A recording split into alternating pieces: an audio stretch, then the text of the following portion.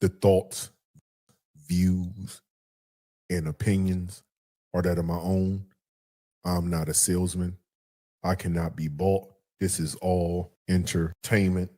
Let's go. The cipher. It's the new cipher. Damn, son, where'd you find this?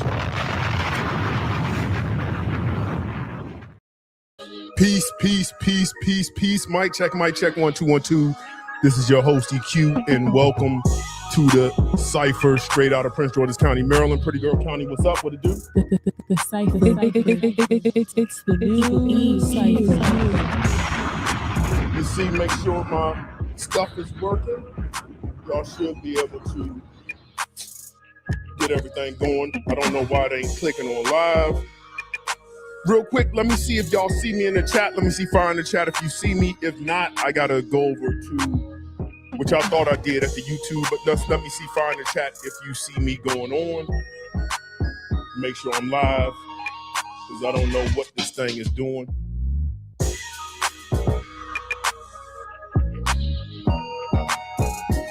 All right, I see D-Rock in the building. Okay, fire in the chat, so it's working. All right, 10 in the live. I don't know why it's not working on the screen, trying to get it on. The cipher. It's the new cipher. Anyway, let me get me some water. This might be a long live, so we're going to try to get to it. It's the new cipher. Drink of choice, sip of choice tonight is going to be Don Fulano. Tequila. Listen, only the best. This is the Blanco. Heavy pour. Put that right there. Make sure I got lotion. Y'all already know. Only the best. Only the best. You holding bottles, you got to make sure your hands are lotioned. All right, I don't know why this ain't playing on the screen, but let me figure out something so I can make sure I can see the comments.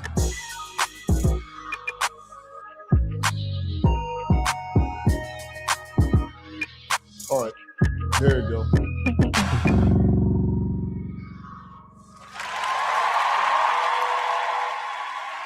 Peace, peace, peace, peace, peace, peace, and more peace. It is a absolute vibe. Absolute vibe. I know I've been out of pocket for the last 2 weeks. I was in some training, getting some certs. As I already told you, in the process, trying to go back to school. Why? Because I like money and I like to elevate. So I'm gonna be doing that. So I just got a lot of things on my plate. You know, shout outs to my daughter, my firstborn, who got into the University of Maryland College Park engineering program. The Clark School of Engineering is one of the hardest programs in the state to get into. A lot of people did not get in. You go on TikTok, a lot of people didn't get in. So I've been celebrating that. Life has been lifing in a good way. So sometimes you just got to take some time out. Like, before I know it, she'll be at prom in a couple of months. She'll be 18 in 50 days. I'll be sending her off to college. So yeah, man, priorities in just touching grass and getting some time with yourself, getting some money and shit. I don't know. Y'all already know that, you know, I don't really prioritize the internet for real. But, you know, I'm gonna try to get back to it because y'all like the content, y'all support the content, y'all support me. So, you know, that doesn't go unnoticed, and I truly appreciate that. So shout outs to all you all who are here today. Let's get to it. Today is going to be episode number 72 of the Cipher, 72 live episodes I've done since I started doing lives. That number should be probably triple that, but that's my own reason why that hasn't happened. So that's my own fault. You know, got to be on top of it. What are some of the things we're going to be talking about today? It's going to almost be like 3 different videos. I'm going to be doing some fragrance unboxings. Some of the fragrances I will be doing my first impression unboxing is Chris Classic from Savoir Faire sent me over 10 mLs of his latest 3 releases. I know I'm getting them now. I'm gonna get my impressions on those. I'm a fan of the house. I'm a fan of the house because not only is it a indie house, nothing is clonish, is remotely similar to anything else. And I just think for a self-proclaimed perfumer, I can smell the quality in the work. He does the work. And the fact that he's elevated his product, I truly appreciate that. It happens to be, and it just happens to be Black owned. But that's not the first thing. Quality, creativity, presentation, and then he happens to be Black owned is like at the bottom of things that I appreciate from the brand. So that was sent to me. My bottle for Viva Moore's Forbidden Temptation came in. I had this for a couple of weeks. I wanted to do my first impressions on this. This is Darian the Bowtie Fragrance Guy, which is, I consider a good friend of mine. He has my personal number. A lot of people don't have my personal number, can't call me. We've talked. We haven't talked in a while, though. I haven't talked to Ross in a while either. Nevertheless, people said I should get this. I have my own beef with, not with him and not with the brand per se, but with Christian Provenzano. I'm just kind of over his shenanigans of, I get it. Sometimes he will elevate a fragrance, but I just think as a perfumer, at some point, you just have to do something else besides clone or inspirations. I'm kind of over it, and he scares me because I am at the point in my fragrance wardrobe building. Really, I have a fragrance wardrobe built. I don't need another fragrance, but one thing I definitely don't need is redundancy. I hate redundancy even more now than I did in the past. In the past, it's like, okay, cool. Now I'm really like, every dollar matters to me, down to the penny, to the cent. So this was Plum Booze. I was like, well, I hope it's not Plum Japanese. I hope it's not Boadicea the King, which I have here to compare.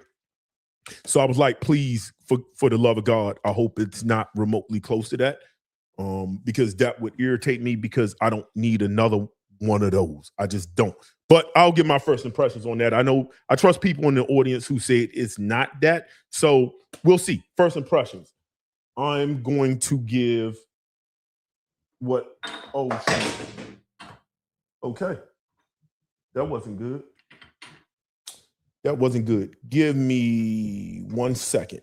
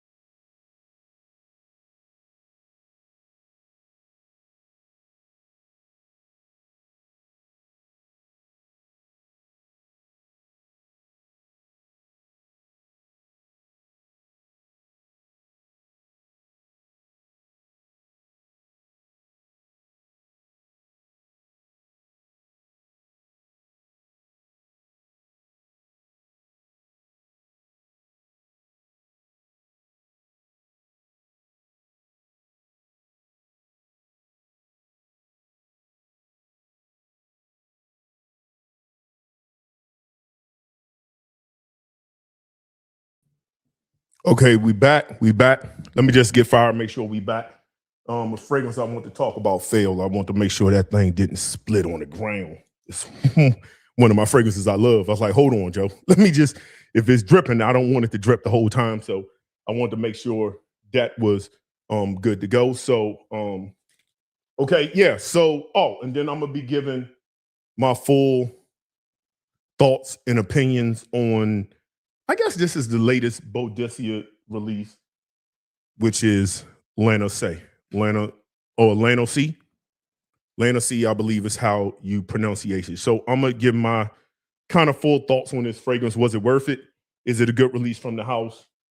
Is it a boring release? Has Boadicea lost its way? So it's kind of like 3 different videos we're gonna do here. Let me make sure everything is good. Everything is good. I'm not seeing it on the screen, but let me just make sure. Okay. I don't know why this is now catching up. Okay. Cool. I just want to make sure I can see the screen. Everything's on. All right, people. So let's just get to it. We don't got all day, and y'all kind of got things to do on this lovely Wednesday. Before we get to it, I want to give a shout out to the sponsors of today's live. Y'all already know it's Anson Belt and Buckle. Listen here, man. Part of being a man is having your belt game, right? Presentation.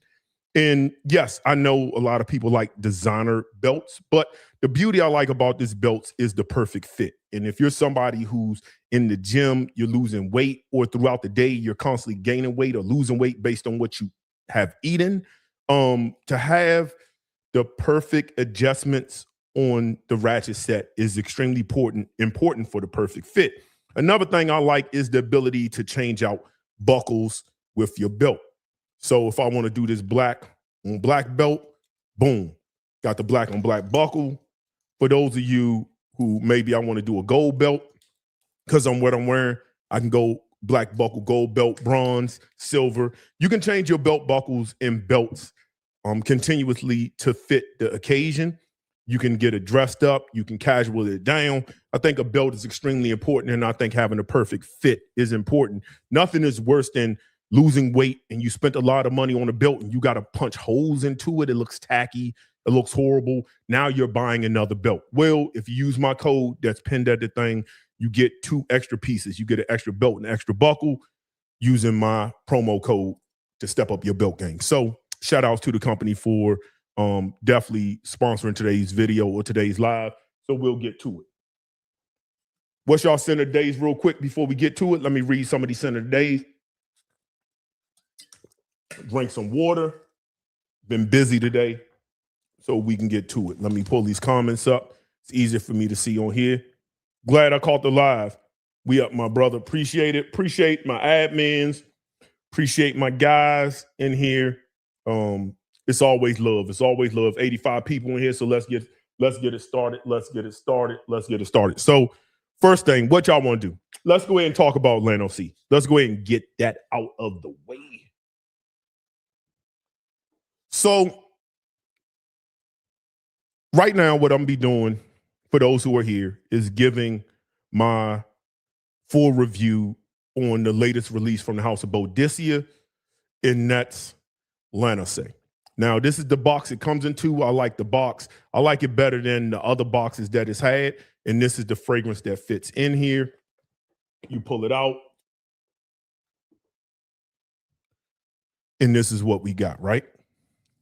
So what are my thoughts or my full review of this fragrance? Now that I've had it for some time, I've had it for 3 or 4 weeks now, worn it a lot. So I feel real comfortable in telling you my thoughts on this fragrance. So a few things, let's talk about some things I like, some things I don't like, and then my final thoughts, and then a grade.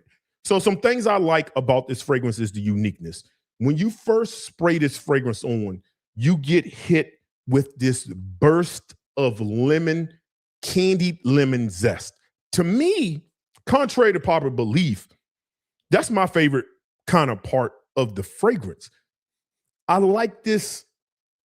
You get all aspects of the lemon to me. You get the fresh juices, you get the zest, you get the meat of the lemon, you get the peel. Every part of the lemon from sweetness to sour to tart you get.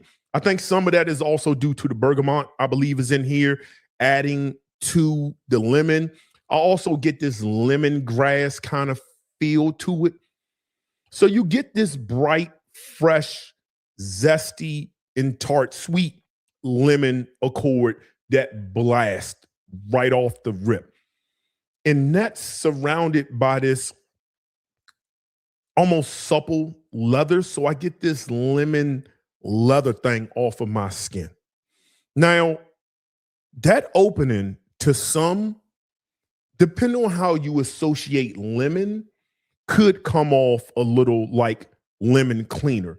I don't always associate lemon fragrances or lemon style fragrances into a cleaning house thing, but I do understand how some people can associate such a realistic lemon into like a house cleaner. So that could turn some people off. So let's just start that off the rip. I don't think this fragrance is blind buy safe at all. From there, and that lasts about 20 minutes. It lasts about 20 minutes. And then the fragrance starts to transform. And the beauty about this fragrance is I almost get 3 different elements, 3 different styles of fragrances with this. So I do appreciate the complexity of the fragrance. After about 20 minutes, I start getting this Middle Eastern vibe to the fragrance. I get a hint of smoke. I get these sweet pitted dates. So anybody who likes dates, you start getting this spice, pitted dates. And I believe might be pink pepper or something in here. I don't remember, but I start getting that. I appreciate the super chat, Jared. You start getting this Middle Eastern flair. Now, for me, as somebody who have had fragrances from the Middle East, have been in Arabian oud, a lot. Middle East has been popping. Style fragrances have been popping, since about 2019, heavy. Like I'm talking about really becoming like popularized, right? So this kind of like smoke, candied fruits, dates, shisha kind of thing. It's something I start smelling before, but you still get the lemon. So you get this like coffee, lemon shisha thing. I believe they say there's some rum in here. I don't get it from this, and I'm a drinker. Y'all know I'm a drinker. I like my libations. I don't get anything that I can tie into, oh, this smells just like rum. So to me, the rum aspect, it must come off more ambery than it does an actual boozy drink. And again, I'm a drinker. I drink from cognac to whiskeys to tequila to gin. I'm into nosing, my libations. I don't get that here. So I must just add a sweetness. So I get this spice, almost this warm spice. I don't remember if cinnamon's in here or if it's more of a cardamom. I know pink pepper's in here, but I get this spice, dates, amber, shisha, kind of leathery thing going on. And that's an interesting combination, but I started to, even though unique, I started to get bored with it, but that's also because if I'm going to be transparent, when it comes to Boadicea, I'm kind of, even though the British brand Middle Eastern following, so they cater to that a lot, to my understanding, but I'm kind of getting bored with them cosplaying the Middle East. I'm getting bored with it a little bit.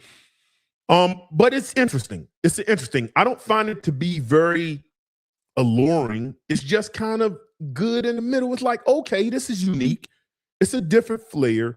You get this shisha, Middle Eastern kind of vibe thing going on. And that was interesting to me. And then as it started to get into the dry down at about 2 hours, about 2.5, give or take, anywhere from 1 to 2.5, it began to, of course, it sets close. This is a close fragrance. I was spraying anything. I started off short from spraying like 8 sprays to going into more like 15, sometimes 18 sprays. I never got anything that gave me this constant projection, which is I'm fine by, but it gave more of this intimate, possible sillage kind of feel.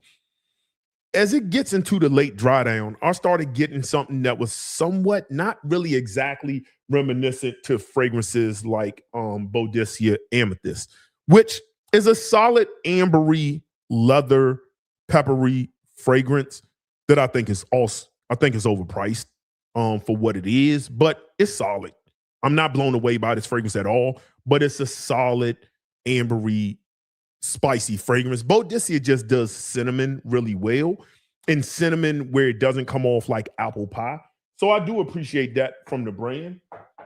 But I started getting more of an amethyst, and to me, because of how I feel about that fragrance, it just kind of bored me, if I'm gonna be totally honest. It kind of bored me. Now, some of the downsides to the fragrance, and that's pretty much what I got through the transition in life of the fragrance. Downsides that can be to this fragrance is projection. For people who love projecting fragrances, me, I don't care as much. Longevity, I got anywhere from like 6.5 to 7 hours. Like the 6.5, I had to feel like I had to search for the composition. I had to search for it. I really wasn't getting even subtle hints of it. I had to search for it, which is fine. But I also think at that price point of retail, if you're buying retail, that may be a little bit underwhelming for most people. Now, my overall final verdict of this fragrance, I think it's a solid release. But in full transparency, because this is a blind buy for me, if I would have sampled this fragrance, I wouldn't have bought this fragrance. Not because it's not good, not because it's not unique, not because it's not interesting. I just don't, especially at retail, I didn't pay retail for it. I wouldn't have bought it. I would have just been like, it's cool. A 10 ml is about all you need of this fragrance. For me, I'm speaking for myself, not telling you how to feel. A 10 ml is about all you need for this. For me. Definitely one you should sample before buying and jumping out the window. To me, I think the best price point to get into this fragrance would be around the 280, 270, anywhere from 260 to 280. Anything over that, like the 360s, the 340s, it's just not. Retail, definitely not. It doesn't really interest me enough. And I love the house. Look, it's behind me. But I'm also not just an apologist fanboy and think everything is good. I don't really know what direction the house is going into. And again, some might have felt this way about Defender. I thought Defender was a solid release. It's good for what it is. It's not mind-blowing. I know they have a new perfumer since Christian Provenzano left. I don't really know what direction they want to go, but I feel like I got the same kind of projection and longevity with Defender. Again, I'm not a longevity projection mayhem kind of guy where it's the biggest thing in the world, but I think for most people, this could be Apostle Pass for most people. Again, don't take my word for it. Give it a sample. If I had to do it all over again, I would have got a sample from somebody in the groups who had it, and I would have said, oh, that's cool, and I would have moved on with my life. That's my thoughts with Boadicea. I think for a solid release, I think it's a 6 out of 5. It gets some credit for being unique. It gets credit for complexity, but ooh, wow, I love it, gotta have it, need it in your collection. I don't get that from this fragrance. I just don't. And I've worn it a lot in the cooler weather. Will I wear it again in the summer? Yeah, sure. But I also think that some of it is this, almost like this. They cater to the Middle East, but I think I have better spicy coffee, Middle Eastern style fragrances in my collection. So for me, it's a solid 6 out of 5.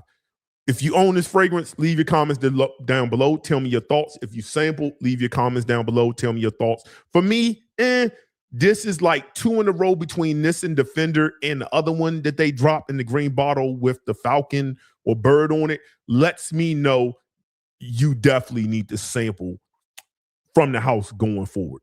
I know they have some carbon, sapphire, supercharged, and a few other things from the house that we'll see how that turns out. But at the end of the day, don't let how I feel about this fragrance influence you in any way. If you think it's something you love, looking at the notes, definitely give yourself a sample. For me, I think this is like a $280, $260 fragrance for me. And I'm not counting just in general. That's where I would have liked to enter at with this fragrance. That's my thoughts on Lannosea. Let me know what you think. And that's peace on that. Moving on.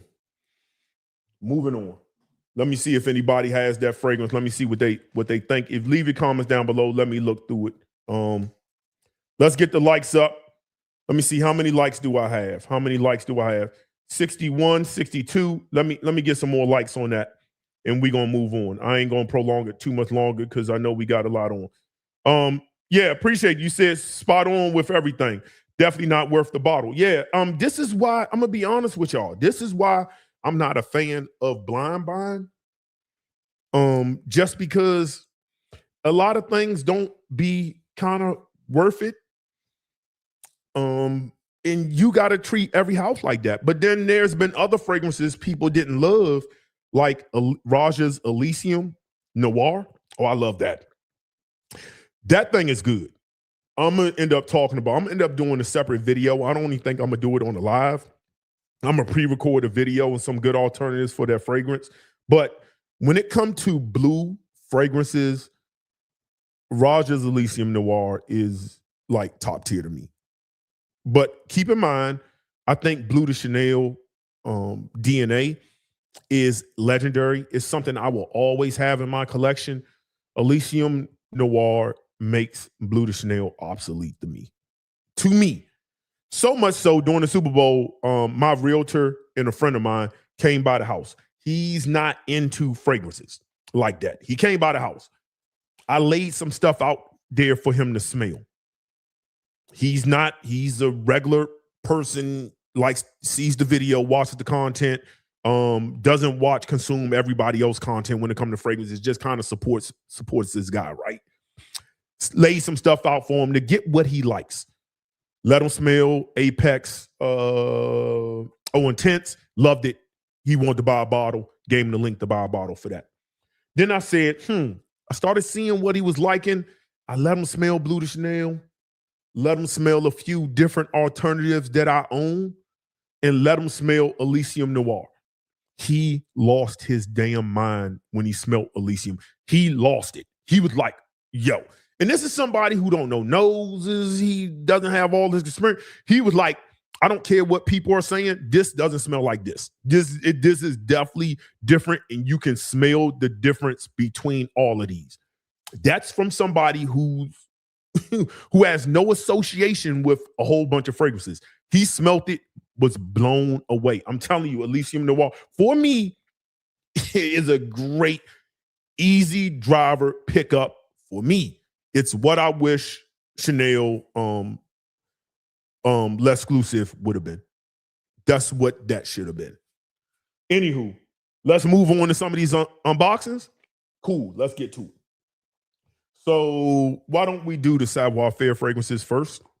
Let's do those first, and then I'll get to bow tie fragrances. Then we will get to the list. All right, so I have some samples. So peace, everybody who's joining me today. We will be doing an unboxing on Chris Classic, Savoir Faire, his new releases. So I got 3 Tenor Males, again, sent to me by the brand. I am a fan of the brand. I'm not going to hide that. But there are some fragrances like Secret 47. I didn't like that at all. Like, not at all. Not even remotely. That's one of the few I despise from the house, actually. But let me see. We got Chemistry. We have Italiano Africano, and we have what is this? Oratory. Yeah. So which one should I go with first? Let's see. Which one should I go with first? Let's go with Chemistry. Just because of the way the name of it sounds like something that's going to be I think of Kemet. I think of Egypt based on the name. So I expect this to be, without looking at notes, I expect it to be woody, incense, myrrh, anything like old Egypt, some musk. That's just what I expect. And then we'll look at some notes and I'll see how much I'm right. So let's get with this. Chemistry. Okay, incense. I can smell it here. Rich incense. If you're not a fan of incense, this isn't going to be for you. I can tell. This is incense heavy, frankincense, maybe a little bit of myrrh. Is it like sage or like lotus flower or something? There's some florals in here, some musk, some dry woods. So some dry earthy woods, maybe a little bit of vetiver. Maybe some cypriol, some vetiver cypriol. I feel like there's this oud accord that's trying to be made. He may have used oud, but it comes off more like a oud accord to me. I feel like I'm getting elements of vetiver and some earthy elements like cypriol, maybe a little patchouli, some incense, just some dry woods. It could be gaiac, just a dry woody accord. No single note stands out. And I get like, I feel like I'm getting incense, like some frankincense. I feel like I get this citrus kind of resonance thing going on. Okay. This is one I would love to put on skin. I'm just not putting it on skin. Maybe in another day, I will put it on skin, wear it out, and come back, give my full review on it. But I like this. So I told Chris when I was talking about this fragrance, because we've built before, I said, hey, man, you should probably do what am I thinking? Like a discovery kit, like layout. I think a lot of brands should do that. I think they should have the discovery kits for their new fragrances, but I think they should have like a lover's pack where it might be like 3 of the most sensual fragrances or essential, or like, like a lover's pack, a drunk night pack, a date night pack, whatever you want to call it, like different packs where similar fragrances can all be in the pack like a style. I think that's a good marketing thing, like a pack. So if I'm into this style of fragrances, I can kind of get all similar thing. I think other brands do that as well, like the oud pack. I think something like this will fall into Santo and Sage, I believe the name of it. Let me not butcher his fragrances. So let me just go to the website. Let me go to the website and look it up. Because I don't want to butcher the name of the fragrance. I've been butchering fragrances. Like, apologies to Raja. I said Louis the 13th. It's Louis the 15th. Yeah, I go back and look at the videos afterwards, and I'll be like, damn, I butchered that. But players mess up too. Let me see. So yeah, Santo and Sage. I think this would be a great one in there. I think Beau Noir would fit into this one as well, based on it has the same kind of style. I think this is what Chris is really into when it comes to style of fragrances. I believe he made chemistry like for himself, like Egyptian musk kind of thing. I like it. I think this is better in the winter time. As we're going into autumn, I don't see myself wearing something like this. But if you're into like cooler weather, scarf, cigar lounges, speakeasies, wines, grown up stuff. If you're in your 20s watching this, this is a little bit more mature. Mature is how I would describe this fragrance. It's mature. That's not you. This isn't for you. You may want to pass, but with all things, get yourself a sample, figure it out if it works for you. For me, this will work for me. One, it doesn't smell like anything in my collection. I love incense fragrances, but I'm very particular on how I wear them when I want to wear them. Yeah, I like this. I like this. It's not my favorite from the house, but let me see. It says sandalwood, Moroccan cedar, frankincense, some rose, some lotus. I call it the lotus, some spices, green. They said green cardamom. Okay, I said some Egyptian musk, black pepper, vanilla. I'm not getting a lot of vanilla, but again, it's on paper, not on skin. Yeah, spices, the rose, I don't pick up on. So if rose kind of scare you, I just get more dry woods, incense, and I got that greenness, which I thought was vetiver, but I guess there's cardamom with maybe some other notes to it. It came off like vetiver to me on this paper. Good stuff. If you're in the incense fragrance, I think you should give it a try, or at least give yourself a sample. Yeah, I like it. I like that. I like that. Let's move on to the next one. Again, not blown away on a scale of 1 to 10, because it's very situational for me. I give it like 7.5. That's not a bad thing. I just think you have to like incense fragrances to really, like, you have to be in the incense, woods, musk. Like, you got to be into that. This is mature. I like it because it screams mature to me. Like, if I'm around some men doing some men things, cigar lounge, whiskey, talking, I'm wearing that. I'm not wearing it at a purpura around a whole bunch of men. That's not my bag. To each his own. If it's your bag, it's not my cup of tea. Moving on. The next fragrance we're going to be talking about is Italiano Africano. Italiano Africano. So let's see what this one is about. Yeah, somebody said it's very grown. San Santo Sage. Right on point with that guess. Let me see. Somebody said, I like chemistry and Italiano. I like chemistry. If you're in the instance, listen, it's not a bad fragrance and it's unique. I like uniqueness in the world of inspirations. So that's another reason why I like Day 3. It's another reason why I like Zaharoff. They're doing their own. Ooh. Okay. This is like his take on a Chypre fragrance. I get bergamot, like I'm getting juicy bergamot, some orange, some sweet orange. Whoa.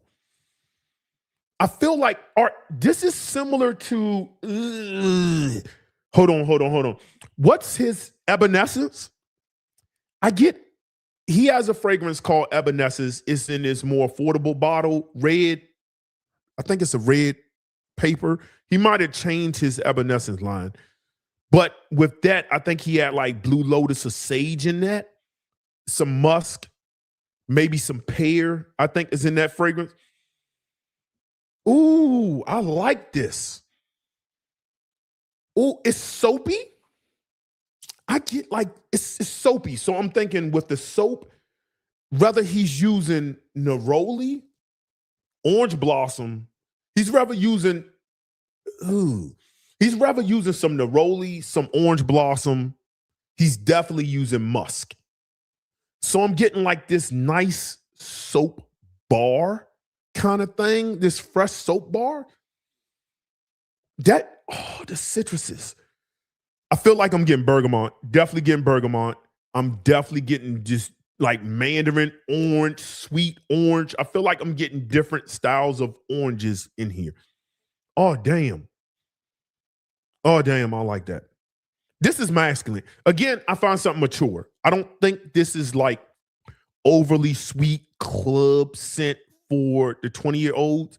I would put this into the realm of fragrances like House of Art. I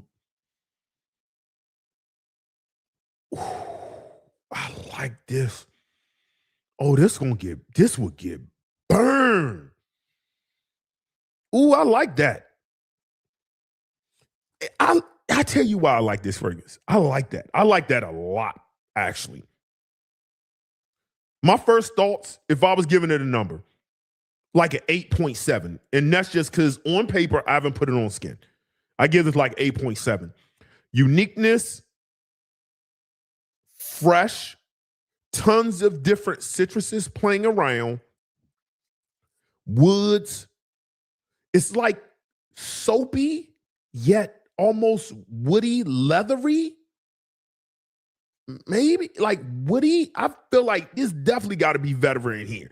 Maybe some Haitian vetiver to be more specific. But I don't know what's in here. It must be orange blossom, neroli, or he definitely had musk in there. Musk is in there. But the way that this floral, there's some florals in here. Maybe some white florals or purple florals. Could be like a violet or something. There's something in here that's playing with this musk that although you're getting this bright freshness, it's giving you like soap bar vibes, like clean yet woody and masculine. Bro, Chris, if you're watching this, I sent you a text and said I would be doing an unboxing on your fragrances. This would be a really good lotion if you did soaps, candles, a room spray. This is pleasant, clean, fresh. Oh my God, bro. I would love to put this on skin. I just don't want to put nothing on skin right now. Let me see what the notes are on this. Yeah. This is so. Remember, I talked about packs. If I was going to put this in a pack, I would put Italian burger, Italian Africano in a pack with. Let me see. What would I throw this in a pack with? Ascension, Italian burger, Italian Africano, Ascension, maybe Love Suede.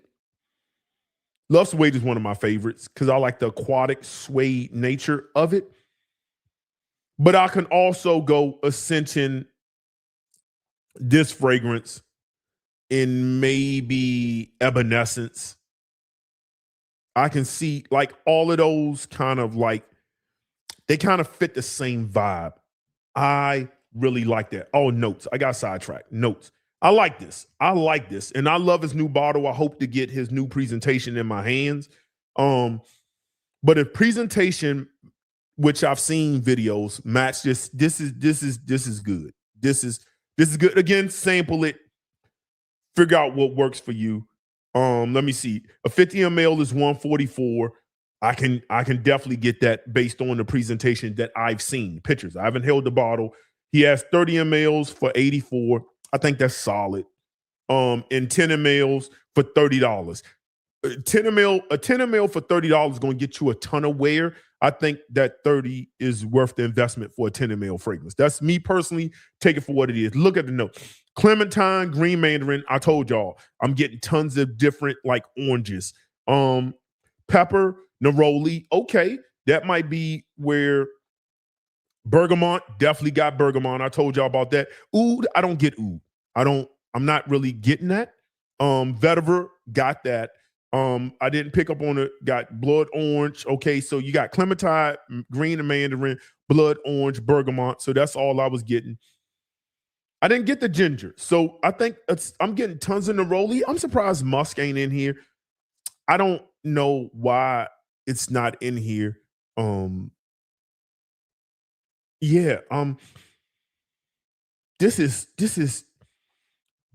would like shower gel, bar soap. I like this. I like this as a room spray. I like this. I like this a lot, actually. 8.7. Moving on. We're going to move on. I like this.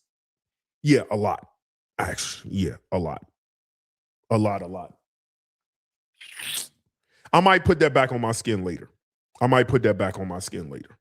We'll see. I like that a lot. I ain't going to hold y'all.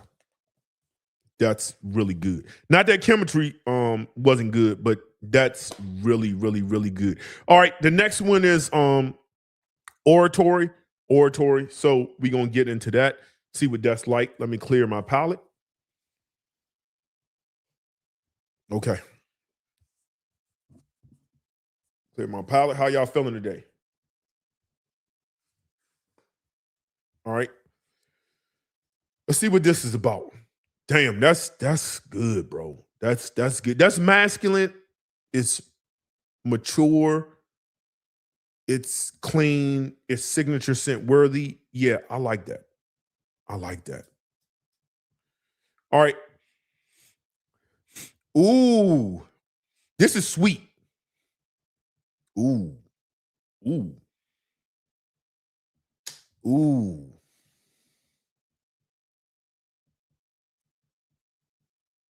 Tons of amber. I don't know if it's vanilla. So I'm getting amber. It comes off amber because I'm not going to say syrupy.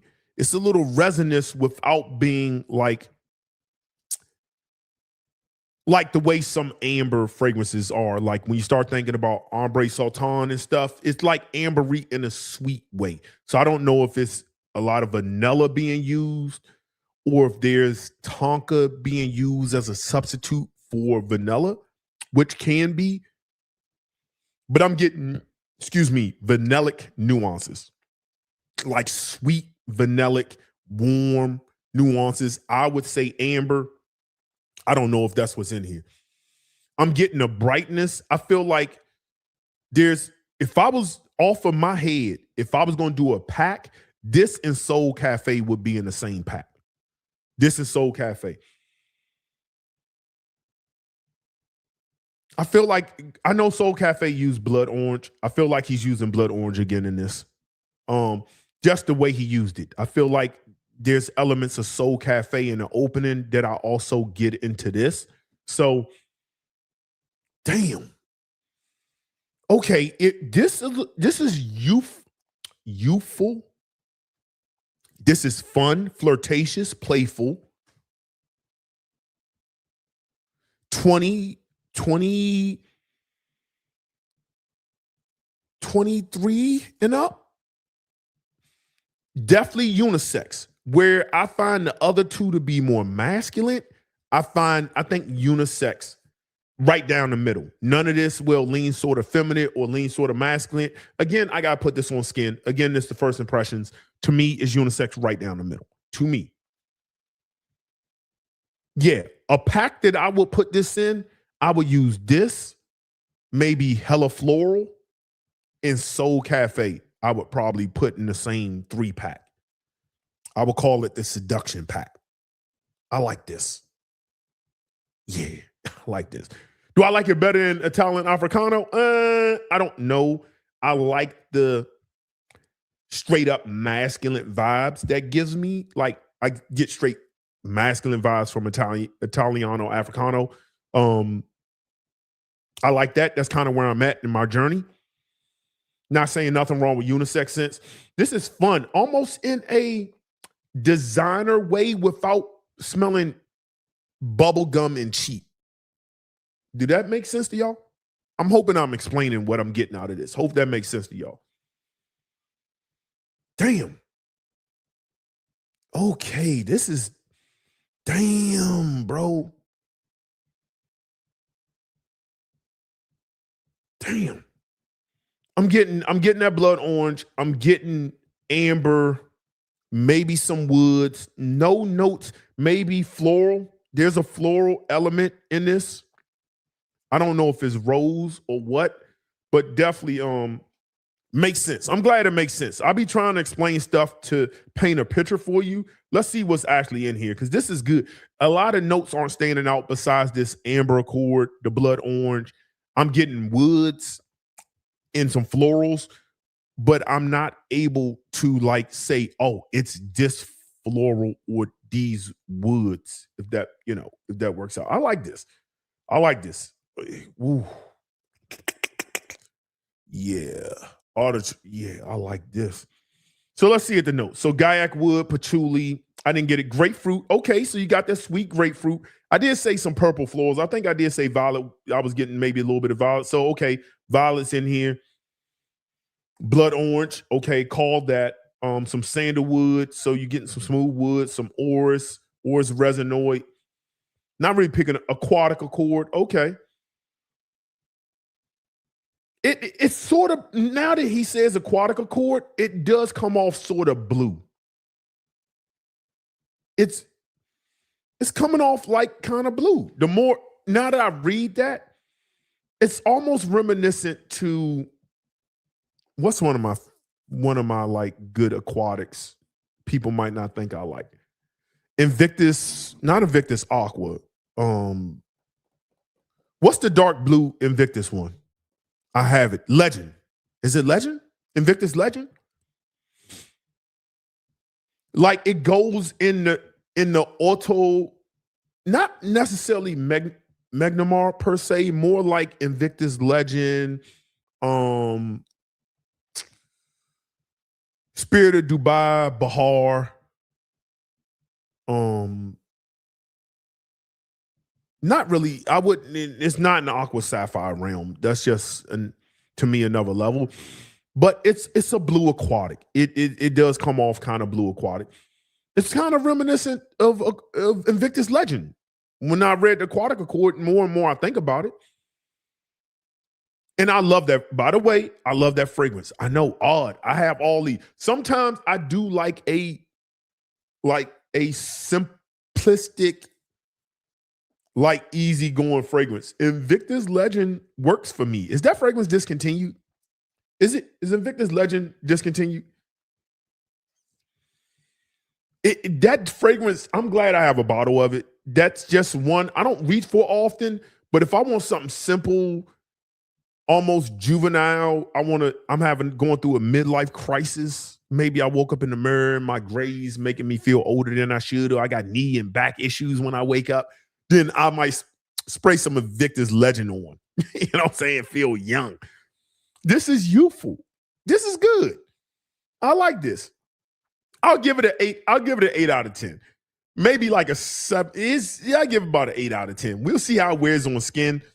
But it's giving me like blue, like almost in that shower gel kind of thing. It's been done before, but in its own kind of way.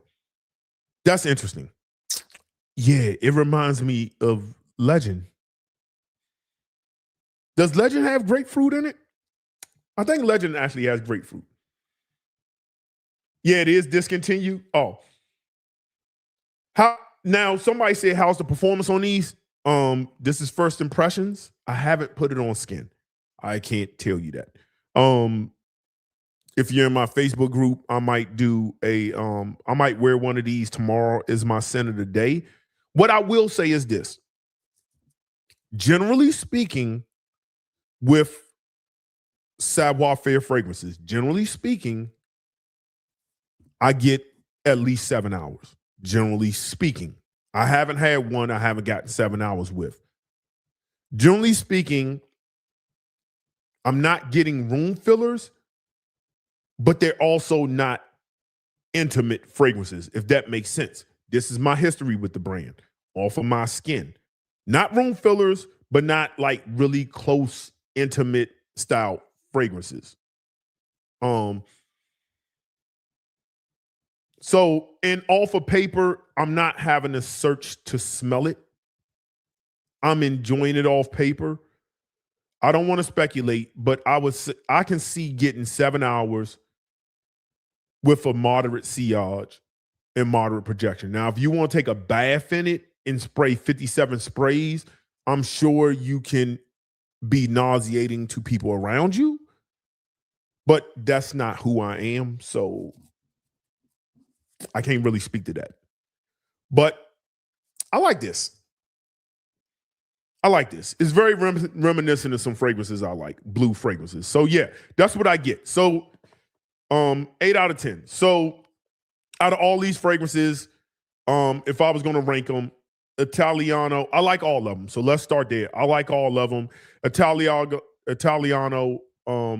Africano is my number one, just because I like, this is signature scent worthy. So it has utility. It has versatility for me. I can wear this to work. I can wear this after work. I can wear this probably, my guesstimate, based on how I'm smelling it in any season. So I can get a lot of wear out of it. That to me puts it at number one, and why I ranked it at 8.7. That's on paper. I haven't put them on skin. That can change. My number two is Oratory. Number two. That's because it's very reminiscent of blue fragrances that I do like. Once I've started reading the notes, it's very reminiscent of blue fragrances I do like. It's sweet without being too sweet. It's like just the right amount of sweetness without being overly cloying. I would like to see how this would wear when the weather is like 70, 80 degrees. But right now, I can't test that. But I do like the sweetness of it. I do like that. I like that a lot. I give that an 8 out of, like a 7.9, 8 out of 10. A good one. Chemistry, because it's more woods and incense to me, this is very situational for me, but it's masculine. It's clean.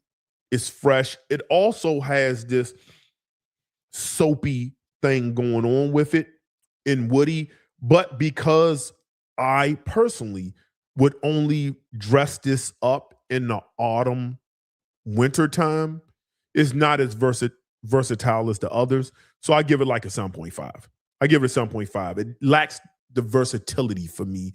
I wouldn't wear this like dead heat of summer, even a summer night, unless I'm gonna be somewhere near water. But even then, I'd maybe a cigar lounge or something like that I can see. But even then, I would probably reach for Italiano Africano more than I would reach for this. So that's just me. This is more situational for me. So I give it like a 7.5 out of 10. Good fragrance, nonetheless. I'm going to give it some wear while I still got cold weather now. Maybe that might be my scent of the day because it's out of all of them, it's my least favorite. But that's why I want to wear it because that could jump up. So that's my first impressions on Savoir Faire's new collection of fragrance. Hopefully you enjoyed it. If not, leave your comments down below. Let me know what you thought about that. Moving on. Get a sip of this Don Fulano.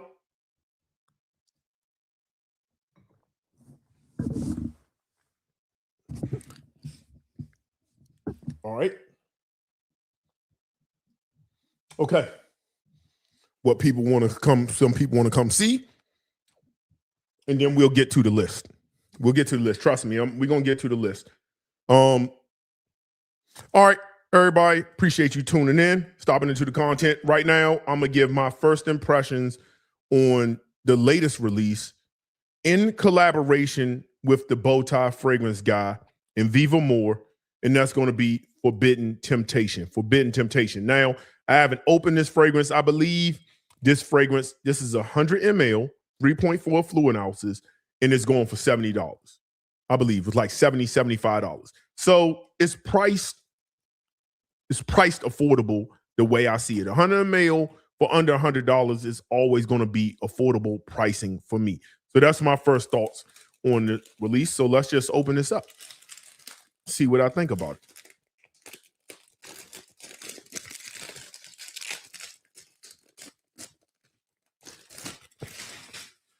So why am I just now getting this fragrance? Besides the fact I don't buy a lot of Viva Moore or Navatus fragrances, Bowtie is my guy. I hate to bang on it if I don't like it, but it is what it is. But no, what stopped me from really kind of going into it is Christian Provenzano doing being a perfumer. I've been kind of scared of his work because Christian Provenzano, as a perfumer, although great at what he does, again, a lot of my faves are behind me. He does have a tendency to reformulating or recreating a lot of fragrances already out there. And I, in my fragrance wardrobe journey, don't care for redundancy anymore. I like uniqueness in things that are going to stand out. Most fragrances are good in the grand scheme. I want uniqueness. And what my fear was people in my chat, in my live chats, for those who watch my lives, have said that it's not similar to Plum Japonais. And if you know who Christian Provenzano is, you know he's done fragrances from the house of Boadicea. That's what I was talking about behind me. And one of my favorite plum fragrances, because this is a plum fragrance to my understanding, is the King from the house of Boadicea. And what you get here is a very masculine version of Plum Japonais. To me, Plum Japonais can go a little floral. This adds some oud. It has the booze, the plum booze, tobacco, leather, amber. To me, this is just a clutch, masculine plum fragrance. I love this fragrance. I don't need another 100 ml of that. And my fear was that this would be this. But people I trust said it's not. So let's see. Let's see if it is. If it is, I'm going to be pissed. Just being honest, and that's not shade at Darren, but that's just my own beef with Christian Provenzano. Again, nice touch. You have Viva Moore.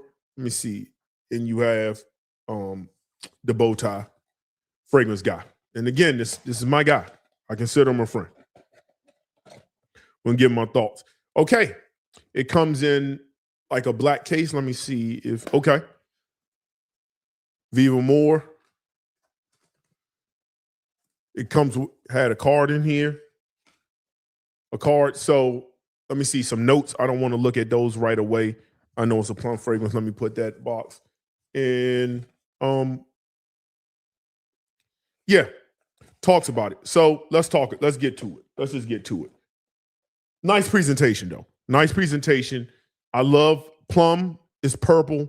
So the bottle makes sense. Nice top. It's heavy in the hands. Nice, good label on it. Doesn't feel cheap. So I don't think Navitus has done anything cheap. Nice, heavy cap to it. So I like it. It all like this part without the top is like good, heavy Tom Ford bottle almost. Like a good, nice, solid feel like a Tom Ford bottle. So no problem with the presentation. I'm nervous because I don't want to crush it, but it is what it is. Honesty is what you're going to get. So let's just get to it. Okay. Okay. Ooh. Tons of vanilla. Vanilla, booze. A little bit of smoke. Heavy on the plum. Okay. I'm a little bit happy because it's not like the King. Actually, they're in two separate stratospheres. Not saying that they're just going two separate directions. Let me spray the King on paper. Let me spray that on paper.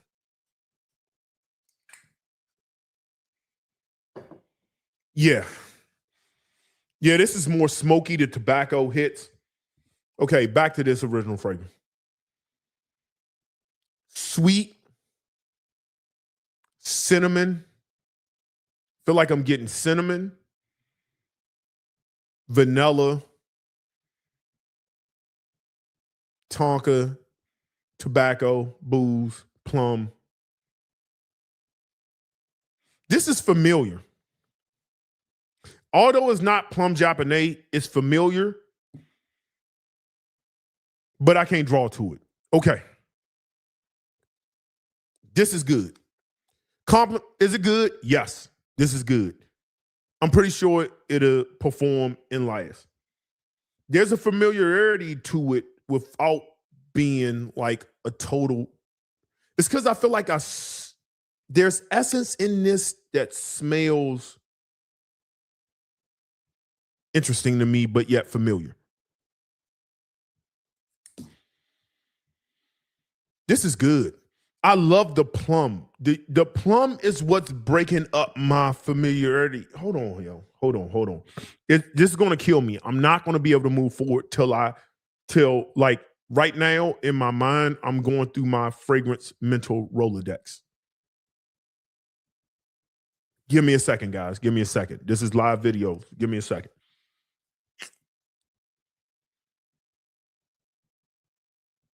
This is good.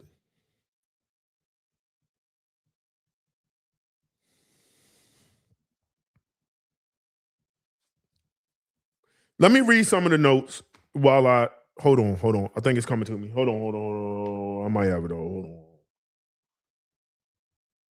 Okay. To me, I don't want to oversimplify it. And I'm going to test it because I happen to have this fragrance on my desk. Because I wore it as my center today, not yesterday. Yesterday was Tuesday. I wore it as my center day for Monday. This smells similar to me. I'm going to double check it in a minute. Like if you took Angel Share and put plum on it, you would kind of get this. Like you put plum on top of Angel Share. So to me, when I think about the Angel Share DNA, to me, it's almost like giving me what Paradis, except for Paradis has raspberry on top of Angel Share. This is almost giving me plum on top of Angel Share. It's almost like it could have went into the Angel Share family. I might be tripping though. I have it. Let me spray Angel Share and see if I'm correct. This is my center of the day yesterday or day before yesterday. Let me smell. Does anybody else get that? This is somebody said this is angel share. To me, it just smells like a fruitier angel share. I'm not saying that's a bad thing or good thing. Use your own discernment for that.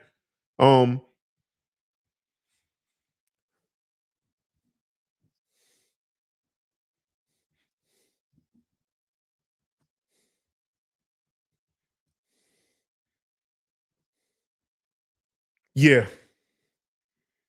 Yeah. Angel. I feel like it got some of the, what are these notes? They might have some of the similar notes. So let's look at some of the notes. You got plum French cognac. Angel share has cognac. And yeah, from the cognac region of France. So that makes sense. Tonka bean, angel share has tonka bean. Cinnamon has that. Angel share don't have tobacco, but it has oak, which comes off like that. Has vetiver, amber, and Madagascar vanilla, Christian Provenzano. Yeah, they kind of have the same notes. They kind of have the same notes. So to me, I think if you have angel share, if you have parody, I need a bottle of parody. I'm waiting for the right price. Y'all know my warriors, my inbox warriors. If y'all see it for a price that ain't retail, hit me up if it come across, because I'm going to add that bottle for the end of the year.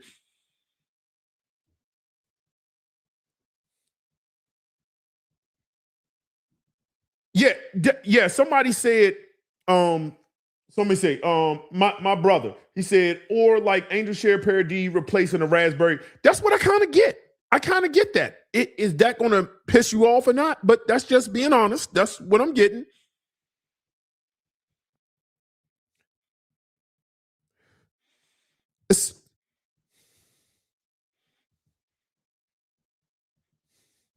It's in the same family. It's definitely in the same family. You can't smell these side by side and say they're not, and be honest. If you say they're not in the same family, I'm going to probably just think you're being dishonest. And that's the problem with a lot of fragrances. But this is kind of my beef with Christian Provenzano. Is I feel like he don't have his own bag. Like getting to your own bag. This is just a personal beef with him. Yeah, there's differences. There's elements in this where this is like a little bit more vanillic. I feel like Angel Share has a little bit more booze. I feel like the cognac note is a little bit more refined here than over here. I feel like I'm getting a lot of plum. Plum is the front runner with vanilla and woods. With this drunken booziness with the plum kind of lingers. I wish I had a bottle of Paradis. I would want to smell Paradis beside it. Yeah. Yes, it's like the same thing. So if you like Angel, all right, if you have too many Angel Share clones because you bought like Angel Share, but then you got all the clones like Karma or whatever else, you don't need this. You're not going to need it unless you kind of want different variations. So like for me, I have Angel Share. I need to have Paradis, and I need to have Angel Share on the rock. I need to have that. I'm just waiting for the right price for On the Rocks and Paradis because I refuse to pay retail for it. But this smells like it could have went.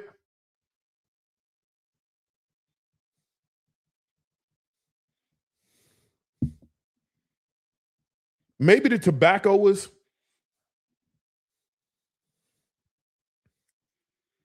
So you can so this is the king. This is the king. This is Angel Share. This is Forbidden Temptation. You can just tell that there's more complexity in the king. I think that's obvious. And it's just the king is just next level. You can smell a difference, even between the Killian and the Angel Share. This smells like it'll fit into the family. All right, let me put these on skin. Just to see. So what are my thoughts? I think my thoughts is $70. I think you know it's it's an affordable goodbye. Affordable goodbye. I do. Damn, Angel Share just hit, bro. Just hit. It's affordable goodbye. This is like a variation, no different than me wanting to add parody to my collection. If you like plum, okay, no. They're in the same vein on skin. They're a little bit different. They're a little bit different. Not enough where you can't say they're in the same family. Like this, Killian could have came out with this, and it could have fit in that Angel Share line. Ooh. There's something, I'm getting a little bit more tobacco. This has oak in it. Killian, and this Armor's Killian Angel Share has oak in it. And I can smell that oak barrel booze, French cognac from the cognac region, like the Grand Cognac, Grand Champagne, like a cognac from the Grand Champagne region. You know, if you want to get cognacs, the best cognac or grapes you're going to get is from Grand Champagne. It's at the top of the mountain. I'm getting that oak barrel. With Forbidden Temptation, I'm getting more tobacco. It's definitely more tobacco. It's plum and tobacco and vanilla. Yeah, they separate a little bit, although still in the same family. Does that make sense? Like, they do the same thing. You would wear them in the same vein. There's a separation. You can never wear this and make me think you're wearing Angel Share, if that makes sense. But if you have Angel Share, do you need it? That's for you to figure out. I don't know if you really do, depending on how you build in your fragrance wardrobe. A 1-for-1? No, I don't get the 1-for-1. Yeah, side by side. This is a little bit more smoke. It's almost ashy. And I don't mean like skin ashy, like a lit cigar kind of thing. Like it's more of a cigar vibe. Like anybody, how many cigar smokers we have, and you like to toast a cigar? Before you smoke it, you should take a dry pull, cut it, take a dry pull to get your palate, to see what it feels like, see if you got the good pull of air into it, to taste some of the flavors without the smoke. After you take your dry pull, you want to just take your time, toast the bottom of the cigar, just toast it. That means set it on fire, just rolling it, toasting the cigar, getting the base up nice and warm, just toasting it.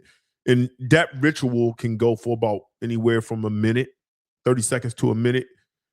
You toast it, and then you put it to your mouth, then you take your first pull, right? It's almost like a little, like you can get the toasted aspect of the ritual. Yeah, I'm getting more tobacco on this. Is that tobacco? No, it can't compare to the tobacco in the King. No. But yeah, it's good. Good. All right, where can you wear this? So let me give you my thoughts on this. Let me give you my thoughts on this. So Forbidden Temptation, $70. Where can you wear this? Nighttime, wintertime, date night, like vibes. It smells like it's going to perform. I haven't worn it. It's my first time on skin. I can't give you performance and how sillage and all that. Does it have sex appeal to it? Absolutely. If you're somebody who likes plum, specifically plum, I have a lot of plum fragrances. I have a lot of them, actually, when I think about it more and more. I have a lot of plum fragrances. If you love plum, specifically plum, and you want something that's boozy, which a lot of plum and fragrances come off boozy, sensual, with a nice cigar smoke, this will work. Steakhouse vibes, date night, like this is going to work in that bag. Is it similar to fragrances like Angel Share? Yes, it is, but it's not a 1-for-1. For me, it's not a 1-for-1. It's enough differences in there between the two. On my skin, I can only speak to my skin. Yeah, bro. there's an ashiness to it. If anybody has this and have angel share, please, after I finish giving my thoughts, I want you to go to your shelf, put them side by side. Tell me if I'm wrong. Tell me if I'm wrong or if I'm reaching. To me, I get it. There's this heat, this fire heat coming from it, like again, like toasting a cigar that I get from this fragrance that Angel Share doesn't have. It doesn't have it. It just doesn't at all. You get more of that oak barrel. And if you start talking about oak barrels and stuff, those oak barrels are charred. Most oak barrels are charred, which is why I also like drinking out of this real oak tumbler, because it's really charred inside. It brings out the flavors. The char brings out the flavors when you talk about cognac and whiskeys and stuff of that nature. So this is more of a charred barrel kind of thing. This is more of a tobacco thing. Yeah, man. Yeah, man. I like it. I like it. But they're similar. I'm not gonna lie to you and say it's not similar to, it's not in the same family as Angel Share. Yeah. Is it a 1-for-1? No, it's not a 1-for-1. I would have been highly pissed if it was a 1-for-1 for Angel Share. I do enjoy the difference, but I'm also somebody who's really looking to buy Angel Share Paradis. If anybody has it or knows a good website that's not going to take 2 months to send it, by all means, hit my inbox warriors so I can go buy that. But I like Angel Share and I like Angel Share Paradis. So this will fit right in that family without being exactly alike. I like that. Good day night. I like it. Solid. $70. No real complaints on that. From a quality standpoint, I mean, it don't stand up to Boadicea, but the King is also what, a $800 fragrance? The King is like an $800 fragrance. This is the original King Shield. So I don't expect it to. The King is more complex. Christian Provenzano did both. The plum smells different. Like you can smell it. You can smell the difference in quality.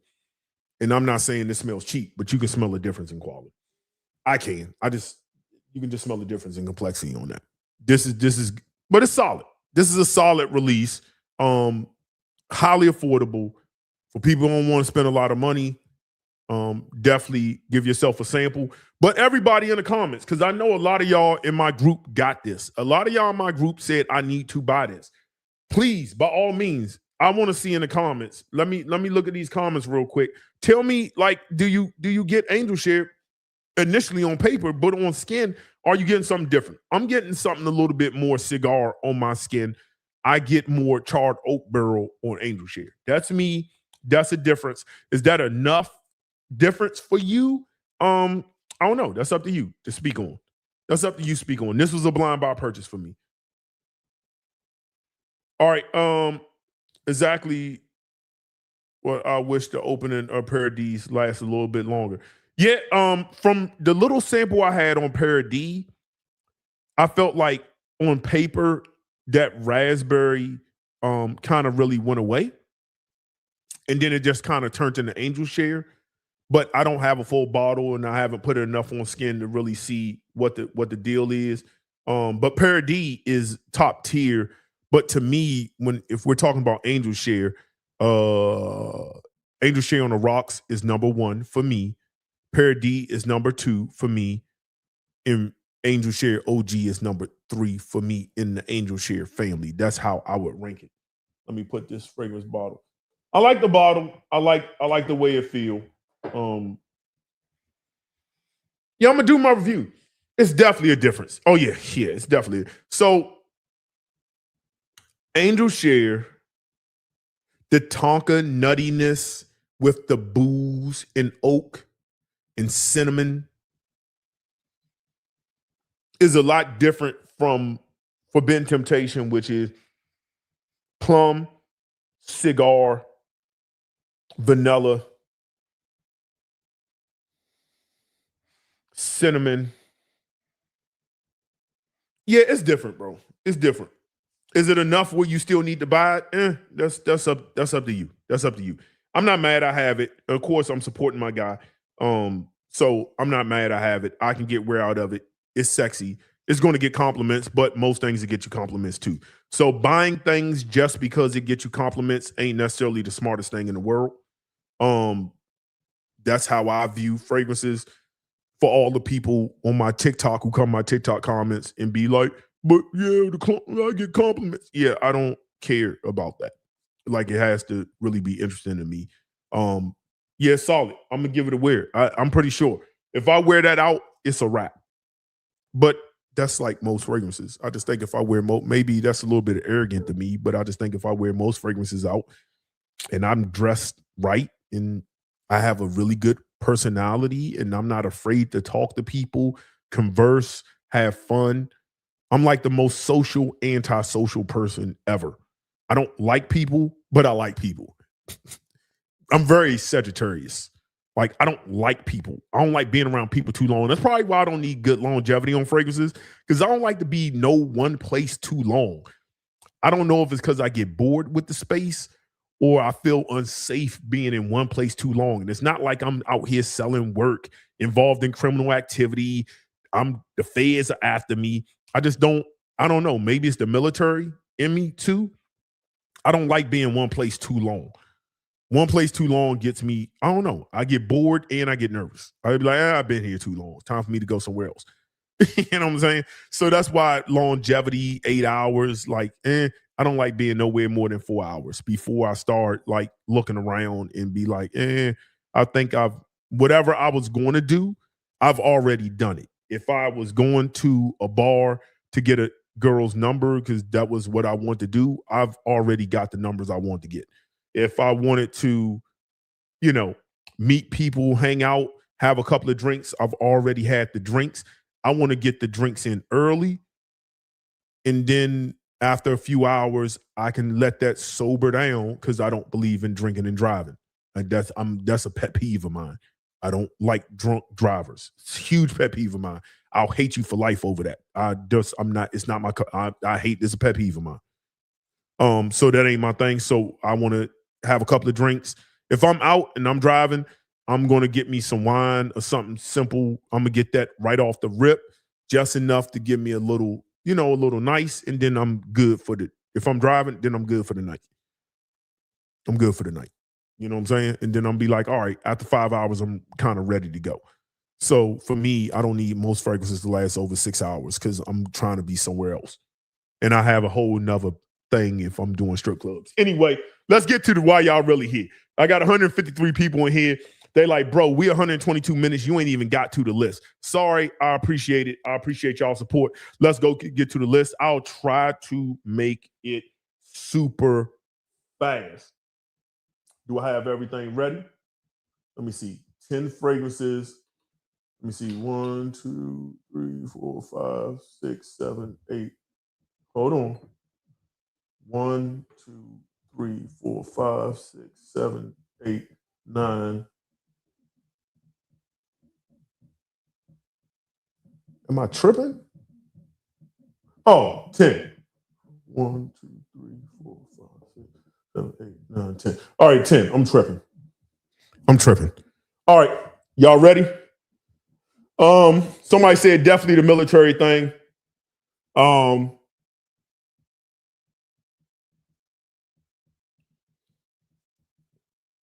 He said not a Sagittarius thing. I don't believe in none of that, but I'm the same way. And my birthday is September 23rd. Yeah, I don't like being in one place too long. It's just I don't know, bro. I be like, part of me is like, I already had my fun. Like, all right, we'll talk. Let me do this top 10. Let me get to it because this is gonna be one. I'm gonna edit the video. For those of you who have been watching the content, please hit the like button. Somebody tell me how many likes we got before, because I might shoot the shit till we get the likes. Till we get the likes up. Somebody tell me how many likes I got. And then we're gonna get to it. We're gonna try to breeze through it because I'm gonna do an editing job on this. And for those who don't really want to see this, or you got to go to bed, you got to go night. That's cool. I'll be editing. So in about 4 days, you will see this video come out. So, and you can watch it, but it'll be condensed. 127, cool. We can do that. More people, please hit the like button. If you hadn't hit the like button, 127, 130, I can deal with that. I appreciate you. That's a good percentage. I really, truly appreciate y'all. Y'all know what time it is. So let's get to it. Peace. Glad you all joined here for today's video. We're going to be talking about the 10 most romantic fragrances within my collection. How did I come up with this list? This list I thought about as Valentine's Day just passed. These were my 10 fragrances I chose from. Now, I did rank them, but not rank from what I like the best. It's my process of elimination for the fragrance that I was going to wear when I went out to dinner on Valentine's Day of 2026. So with that being said, before we start, I want to first give a shout out to today's sponsor of today's video. That's Anson Belt and Buckle. Now let's start the show. All right. Coming in at number 10. Number 10, when I start thinking about romance, when I think about romantic fragrances, there's a few things that must check off on the list.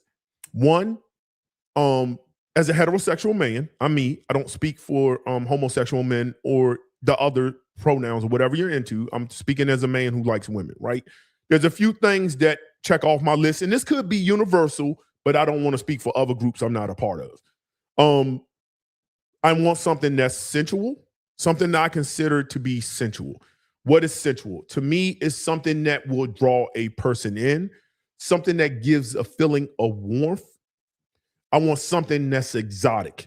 What is exotic? Something that's rare. For it to be exotic, it must be rare. That means you just can't go to Macy's and smell like this. You have to spend a little bit of money.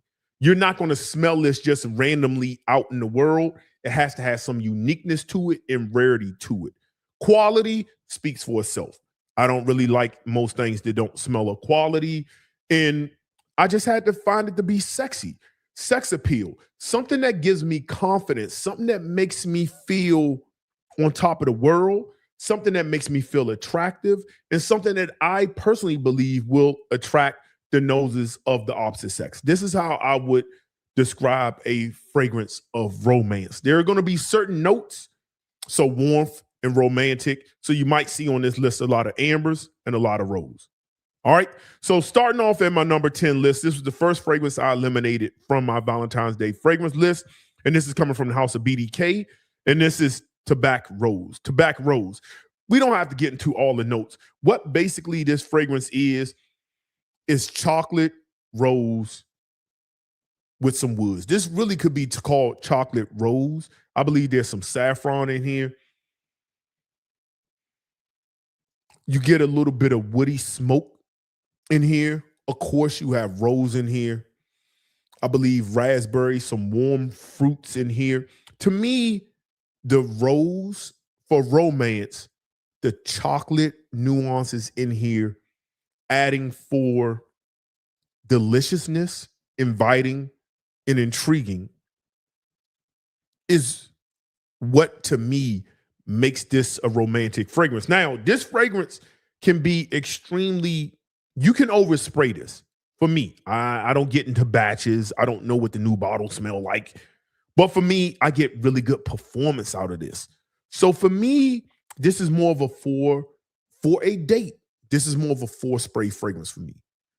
I don't want it to be too loud because I don't want rather the chocolate to be overbearing, the rose to be overbearing, or the smoky tobacco leaf kind of thing to be overbearing. I want it to be able to invite people in. So I want you to smell it, not too much, but a little bit. Keep in mind, on a date for Valentine's Day, there's a lot of hugging, touching, closeness. I don't want to burn your nostrils, but I do want to draw you in. So I'm going about no more than 4 sprays on this, maybe 3. Shoulders, center of the chest. That's good enough. That's it. If you're a weirdo because you're a fragrance person and you like to smell yourself, center the wrist because every now and then you're going to do this because you want to smell yourself. You know, fragrance people weird. Watch fragrance people in the mall and they just doing this. You'd be like, oh, you're a fragrance guy. But anyway, Tobacco Rose, my number 10. This was my first elimination, and we'll go to the next one that I started eliminating. Great scent. I think great for Valentine's Day. Chocolate roses, you can't go wrong. Tobacco Rose at number 10. Moving on. Coming in at number 9, this fragrance is one that I kind of banged on it when it first came out, and not because it's not good, but because it really kind of went into the DNA of another fragrance, but it took out some harshness to this other fragrance. Now, this other fragrance I love. It easily could have made this list, but it's something about the other fragrance brand that when you first spray it, comes off a little sharp. This eliminates it. This has a little bit of caramel. I get some saffron. I get some rose. I get vanilla. And I feel like there's a hint of coffee. This is coming from the house of Xerjoff, and this is Cambridge Club. Cambridge Club. Now, when I first talked about this, I was like, this is a straight up, like, almost take on Intense Cafe. I still feel that way. It is almost a straight up take on Intense Cafe. But Intense Cafe is also like Arabian Oud's Rosewood, I believe. But with this, it's just smooth, well blended, and it does not have that harshness, that metallic opening. I don't know why all Montal fragrances have a metallic opening to them. This takes that away. So it's a little bit more inviting. I find the caramel in this to be a little bit sweeter and a little bit more refined. Now, am I splitting hairs? Sure. Is Intense Cafe, if you don't want to spend the money for this, also a good option? Yes, sure. Does the tin metallic thing in all of Montal fragrances kind of annoy me? Yes, it does. The two fragrances are interchangeable, but honestly, there is just an edge where anytime I wanted that DNA, I went with Cambridge Club. But I had to eliminate it. So at number 9, you have Cambridge Club. And this was my second elimination from what I was going to wear from Valentine's Day. Great fragrance overall. Moving on.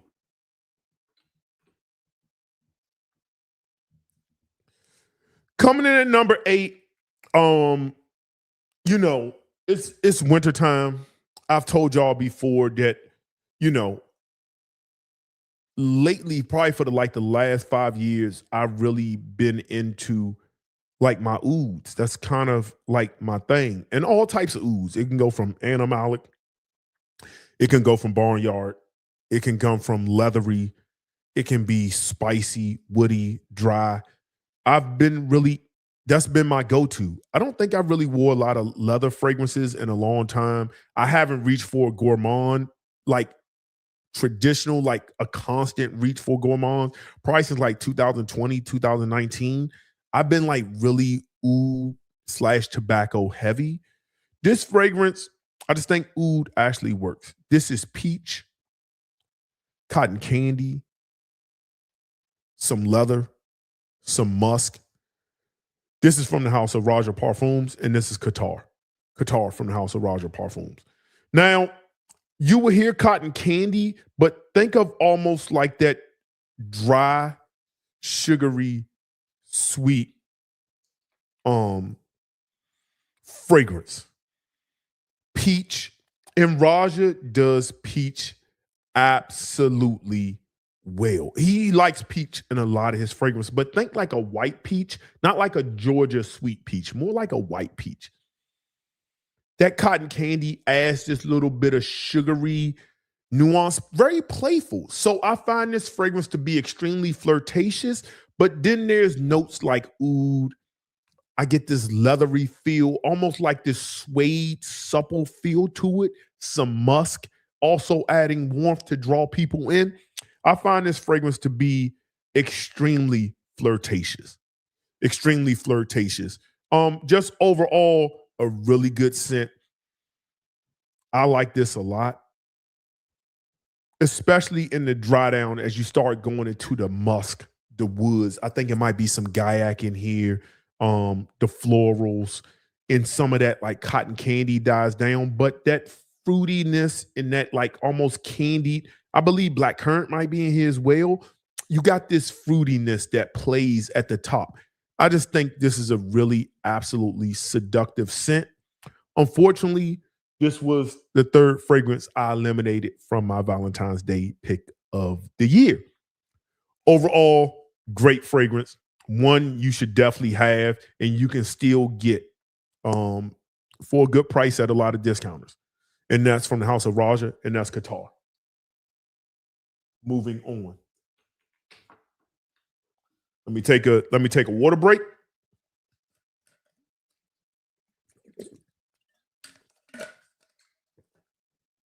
Take a water break. All right, move that to the side.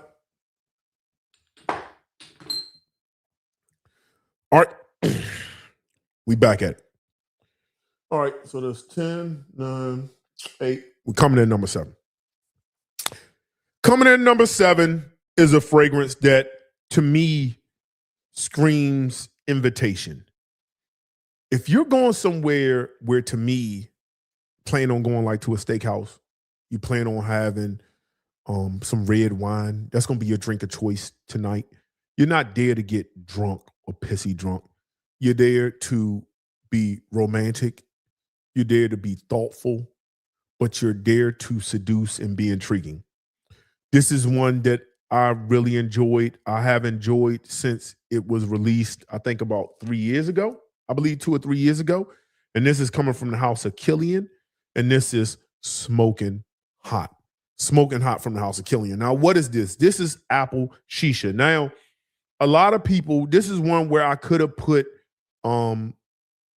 Killian Angel's Share in here. I could have put that in here. But for me, the thing I like about Smoking Hot is the shisha element, which is that Middle Eastern hookah. For those who don't, when I say shisha, don't know what I'm talking about, think of like apple hookah being smoked. Hookah is really the instrument you're smoking your shisha with. But you get that hint of smoke. And although Killian isn't known for their bodacious fragrances, where they're just loud and just voluptuous, I think that's what makes them seductive and sexy. I don't think loud is sexy. I don't think a loud outfit is sexy. I think there's something about a woman with some reading glasses on and a pencil skirt with maybe a nice slit at the bottom, nothing where the thigh could, with a nice slit, is far sexier than that shows her form. Is a lot sexier than somebody half naked. I think there's an art to sex appeal, and the House of Killian has mastered the art of sex appeal. It's not loud. It has pretty good longevity, 6.5 hours. A date shouldn't be 8 hours. A date is not a full-time job. Full-time job is 8 hours or 10 hours, depending on what kind of shift or hours you work. But let's just say a full-time is 5 8-hour days.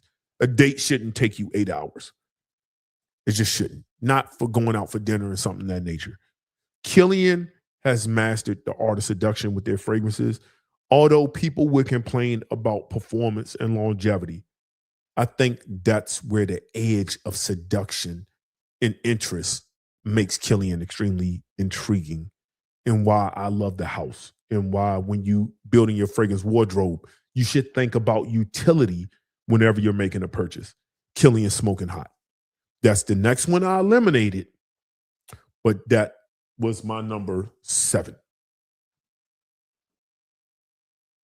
My number 7 fragrance, and that's Killian Smoking Hot. Moving on. Let me see. Roger Former Matins. If you like Qatar, that's another peach banger. What up, EQ in the chat? Okay. I think there's a few I want to add, but I don't want to pay tariff fees, because I don't want to pay $200 on a already $500 fragrance. I want to get Fort Mason before the end of the year. That's if tariffs are lifted before the end of the year, which it probably won't, so I probably won't get it.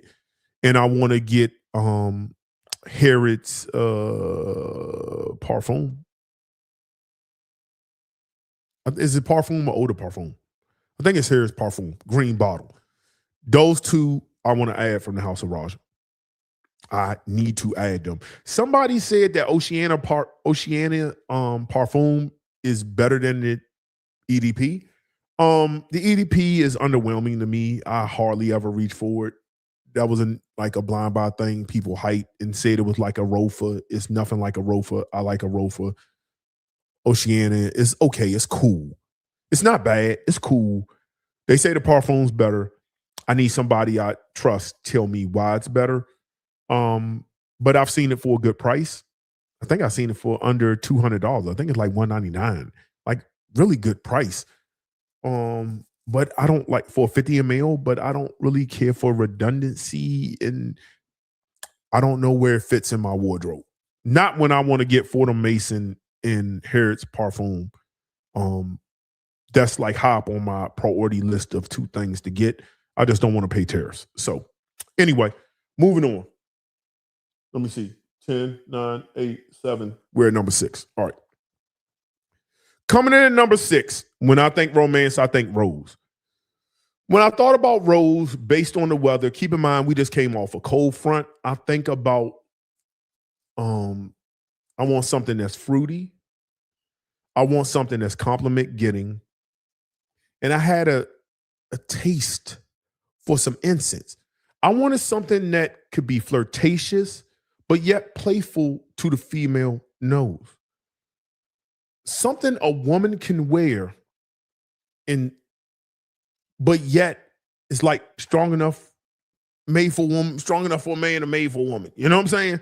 Like, but kind of teeters in this middle ground of masculine and the feminine. So the next fragrance I put on my list of fragrances I might scale down out of the 10 I want to wear for Valentine's Day. This was one of the ones, and this is coming from the house of Zaharoff, and this is Signature Rosé. Signature Rosé. To me, arguably, still, if you just the house, not the Zed creators, just the house, arguably top 5, if not top 3. Yeah, easily. From the house. It just, if you like rose fragrances, think of rose incense fragrances. So you think of fragrances like Portrait of a Lady, Tiziana Terenzi's, I can't think of the name. They have one that's like Papor. You start thinking about fragrances like that. You think about rosé. And one thing about rosé, although rosé's in the name, you almost get that almost like juicy citrus. I feel like there's citruses in here, I believe. But I also think there's some warm fruits in here. So you have this citruses with warmer fruits like raspberry. So it's bright, but yet jammy. And then you take these jammy citrus fruity elements that pairs well with 2 different types of roses, and I believe some brown sugar in here. And then you add something like incense, which you can get something that's almost a little lemony, adding to the citrus, but yet makes the fragrance overall resinous. This lasts all day. This is a 4, if not 3 spray fragrance for me. Works, compliments, people love it. That's Signature Rosé from the house of Zaharoff. This was gifted to me by the brand in full transparency. I've had it since day one. So you can take that explanation with a grain of salt if that's what you want to use and you think I'm biased with that. That's cool. But this just, for those who have it, read the comments.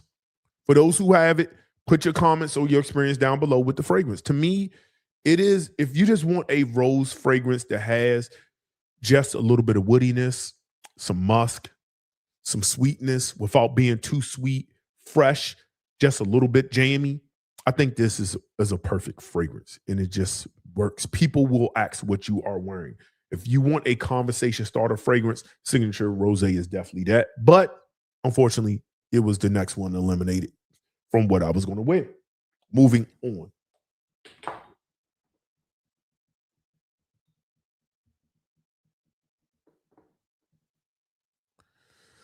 Coming in at number 5. This is a fragrance that's definitely worth a sample. All these are worth samples if you can find a sample. No fragrance is ever worth a blind buy. But this is one that the more and more I have worn this fragrance, the more and more I've fallen in love with this fragrance. This fragrance is the epitome of sensuality, of closeness, of allure. It's made to draw somebody in. This fragrance is not going to be a loud fragrance. This is extremely intimate yet delicate fragrance that's flirtatious. This is coming from the house of Day 3, and this is Midnight Raspberry. Midnight Raspberry from the house of Day 3. This is a nice little dent in it. A nice little dent in it. Now, this uses some oud in here, but the oud he used in here is more of like, it reminds me of a oud from like Thailand, even Vietnamese. Like those ouds aren't as animalic as like your Indian ouds. So you get something that's extremely woody. But some of my favorite notes in this is the raspberry, the rose, and the patchouli. Those to me stand out more than anything else. And I think, to be honest, I think this oud comes from almost like that region at the bottom of Asia. So think like Vietnam, think Thailand, a little bit of Cambodia, like right up in there where you can, I feel like if I smelt this oud by itself, the oud that Mike says he used, I feel like there would be some chocolatey nuances in here because it's almost like Thai oud. But I also don't know if that's the patchouli. I would love to smell a sample of like the actual oud used to just get an understanding of how it played a part in this fragrance, because I haven't smelled every species of oud, but I'm a fan of oud, and I understand that everything isn't going to be animalic, leathery, barnyard, or fecal. This has this sweetness of raspberry that's not overly jammy, with a nice, almost peppery woodiness with a hint of chocolate. So think chocolate shavings, dark chocolate shavings, not milk chocolate, but dark chocolate shavings over like raspberry rose. Yeah, this is sensual. Now, for all the people, because this was sent to me by the brand, transparency, so take this description with a grain of salt. One, I suggest you sample. Not that it's not likable, but I think the performance, depending on how you're curating your fragrance wardrobe, the performance could be bothersome to you. And what I mean by that is this isn't a loud fragrance. This never gets loud to me. I've worn it where I've put 6 sprays on. I've worn it where I put 12 sprays on. Never did it get overbearing. And it felt really intimate to me. And I haven't been anywhere where the wind was helping me with sillage. So I can't speak the real world wearing of as far as sillage. I haven't been anywhere where somebody has stopped me and said, "Ooh, what is that? What are you wearing?" I haven't experienced that yet. I'm out here in the real world. But I think the sensuality, the wearability of oud, the raspberry, and this shaved chocolate makes this a perfect fragrance to consider for Valentine's Day. But again, it's an intimate scent. I felt like I was getting more like 6.5, a little bit of 7 hours, but I had to search for it a little bit after like the 2.5, 2 hour mark, but it never got loud. But that's not a bad thing. If you're going to be really close, intimate, remember, you're going to give somebody a hug. This is about going on a date, being romantic. So this isn't some stranger you're meeting. This is rather somebody you hooked up with, got a number. You're going to give hug. There's going to be touching. there. You give somebody a hug, they're going to smell you. As long as they smell you once, that's going to be burnt into their memory, their scent memory. How you treat them throughout the date will make them want to come closer to you and smell you again. This is a perfect fragrance for it. They're not going to smell it across the way. But Midnight Raspberry from day 3, that was the next one eliminated. And that was number 5. Moving on.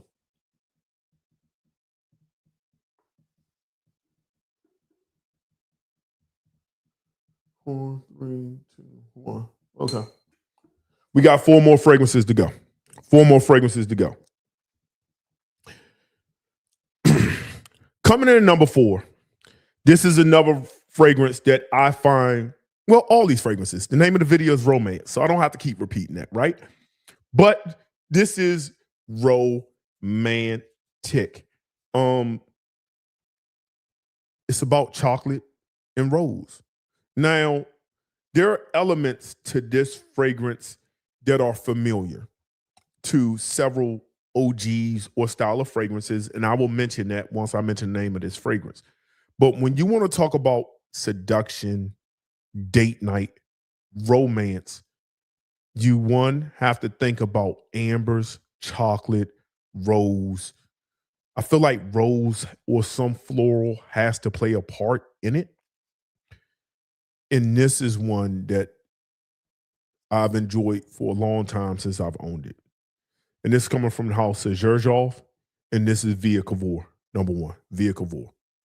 So if you think about fragrances like Tom Ford's Noir de Noir, when you think about fragrances like Ardent, you think about fragrances like that, there are key elements to those fragrances that are similar. Part of that is being rose, patchouli, and some musk or some sandalwood or some sexy woodiness. Rather, that's oud, sandalwood. The patchouli is woody as well. This gives me elements that I absolutely love. And the way the chocolate wears on my skin, I got to spray it. This is one that's just Via Cavour. When you want to talk about making an impression, romance, exotic, somebody's just not going to walk in the mall and smell something like this.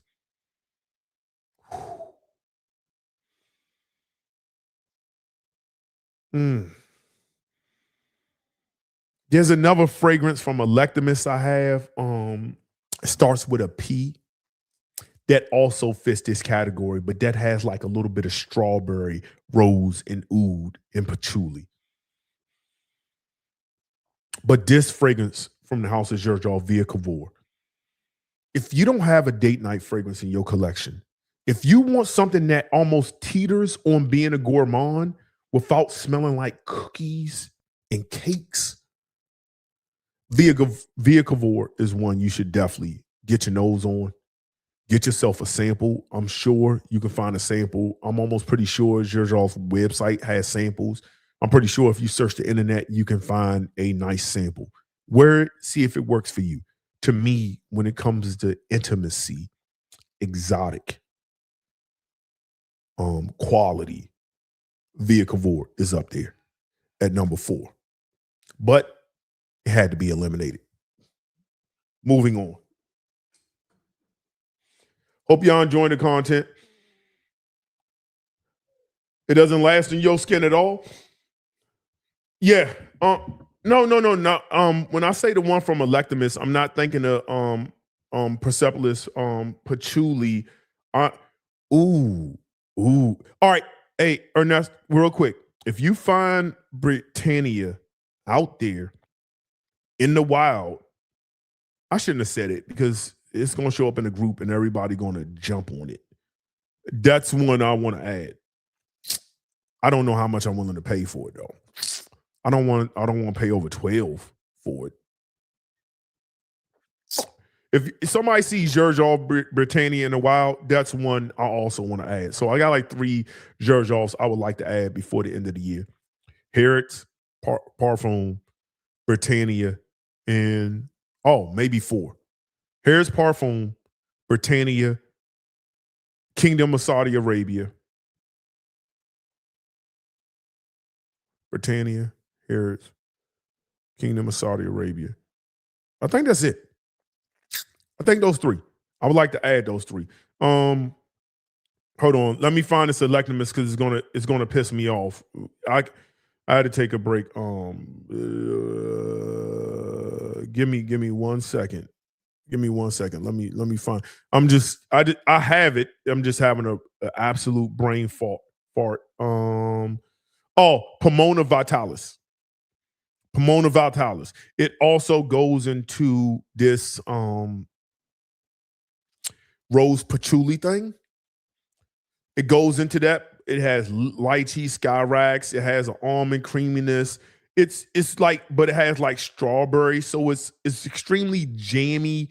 So think of almost like a jammy take on Noir de Noir, like a strawberry jam, like straight up jam. It is delicious. I'm surprised I don't talk about them. Now I'm thinking about it, I don't think I talk about that a lot. If I was going to make a fragrance video called Magically Delicious, I might put that up there. That's going to be my next video. Magically Delicious. At least it would be an honorable mention. Yeah, Magically Delicious. That might be my next video. I can think of a couple of fragrances I can put on there. But I don't know why I don't talk about that fragrance a lot. That's one I keep in the tuck. But that is solid. Yeah, Viva Kabul. All right, we're going to move on. We're down to number 3. 175 people in here. We're coming up on 2 hours, 4 minutes. Oh, so we'll be 2 hours and 4 minutes. Let me see if I can get in here. Let me see. Playful take on that DNA is patchouli noir. Hold on. Somebody. Hold on. They got you covered. If you get your hands on Harrods, you don't need Oceana Parfum. Okay, then I'm gonna pass on Oceana Parfum. What do y'all think of Tiamo? I don't own Tiamo. I've looked at the notes. It just didn't interest me. It might be good, and I've seen it for good prices. It's just, I don't know. If you want a playful take on that DNA, patchouli noir. Hold on. Is that Electimus? Hold on. What is patchouli noir?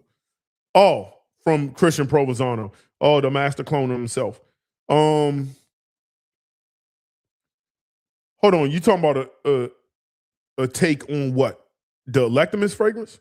Or you talking about Britannia? I need Britannia. I need Britannia. I need Britannia. If you're talking about Britannia, then I might be okay with Prov cloning, but just because I need that. I need that. But Raja has a certain thing with him that certain stuff, especially his high quality stuff, cannot be duplicated. Sorry, not sorry. I stand on that. It can't be duplicated. It's way too complex. All right. We're at number 3, right? All right. Coming in at number 3, romance, warmth, some florals, cinnamon done to perfection. There's this sweetness, almost honey type of sweetness to it. I get great longevity, projection. It is sensual. It is almost borderline delicious. This is coming from the house of Boadicea the Victorious. This is Dragon. So this DNA in general is a very familiar DNA. There's a ton of fragrances that go into this realm. So you can think of fragrances like Spirit of Dubai's Ramal. You could think of fragrances like Izzy Miyake's Noir Ombre. They all go into this amber, rose, floral thing. But there's something with Dragon. I believe peach is in here. Actually, I'm almost certain. That's what makes this different than everything else. Peach, cinnamon, magnolia, amber, some little bit of incense smoke. Dragon is just that juicy peach. That's what it is. Peach is the way it's used in perfumery. If you want to talk about the masculine and the feminine, peach, generally speaking, can be found in a lot of feminine fragrances, a ton of feminine fragrances, actually. So when you use a note like that, that's familiar, but but you add warmth, cinnamon, amber, a little bit of smoke, you have one that is for the date night gods. GAWDS, the gods. This just works. A little bit goes a long way. 6 sprays max. If you're going to be sitting close to somebody, 5, 4. You don't need a lot. I'm giving you a hug. I don't want you to smell me the whole time. I want you to be like, damn, you smell good.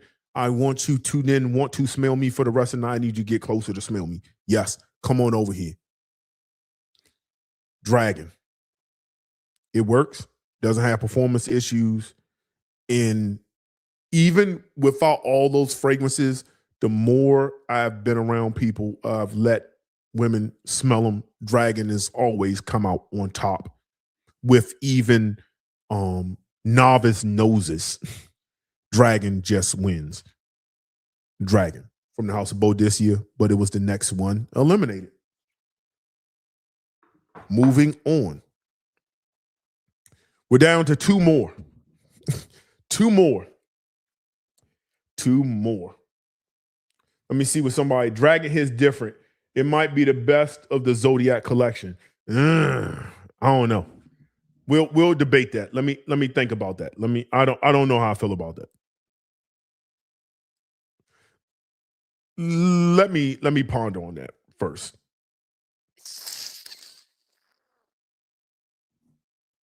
It could be, depending on how you look at it. But I'm also in full transparency, even though I have a lot of Zodiacs, I'm not qualified to have that conversation. I think the people who need to have that conversation is people who own all 12 of the Zodiacs. And I don't own all 12, but I have it all 12 I don't want to own. Some you just don't need, to me. But I'm not qualified to really have that conversation, to be totally honest. I'm not qualified to give you an answer on that. Moving on. Coming in as my number 2 fragrance, which is the last fragrance I eliminated from my choice of what I was going to wear for Valentine's Day, is a Grail of mine. This fragrance is a top 5, if not 6, amber of all time.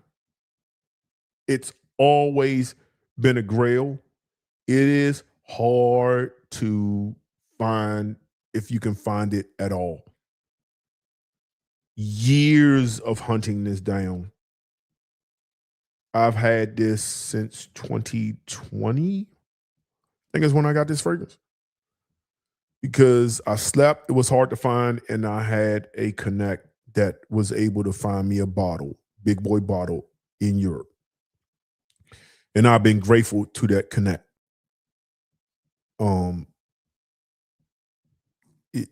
It's a must-have.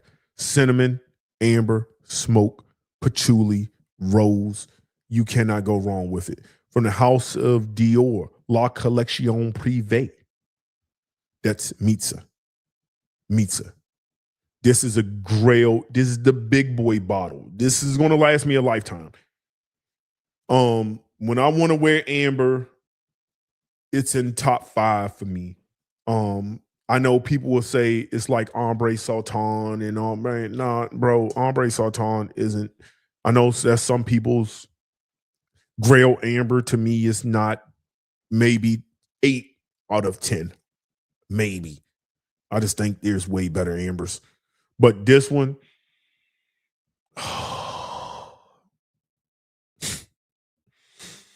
let's talk about it. You get some spice. I believe there's some cardamom in rose. Cardamom and rose. And this citric, fresh, with a hint of smoke. And the way Dior does smoke is amazing. They did this same kind of smoke in Tabaccalar. They did this kind of smoke in Patchouli Imperial, which this and Patchouli Imperial has a lot of similarities to it. I believe this smoke may be in Santal Noir. I believe. I could be wrong. Resinous, amber. Amber, the way most people know amber fragrances, it could come off a little powdery, but extremely resinous, like benzoin and myrrh. Like it's a lot that went into this amber. Vanilla. And then it has patchouli in here. And if you have Patchouli Imperial from the same collection, they go in similarities, except for the patchouli is more amped up than the amber. But they both have rose. They both have smoke. They both have this citrus element. I believe Patchouli Imperial might have bergamot. This doesn't. This uses cardamom and rose. Oh, drizzled with honey. This honeyed sweetness with the amber. God damn it. Clutch. I hate talking about it this good because you're not going to find it. You're not. Unless you're in Europe, and even then, it's probably hard to find. This is one worth bringing back because I know that Santal Noir for a long time was hard to find. Now you can find it back in the States. Kurt John definitely needs to think about it if he can. It's one that, although this is my Grail, and I do like holding this, knowing you can't get it. Because I like rarity. But I think it's one everybody should smell. Dior Mitza was my number 2. And it was the last fragrance I eliminated from 2026 Valentine's Day wearing. Dior Mitza from the La Collection Privé.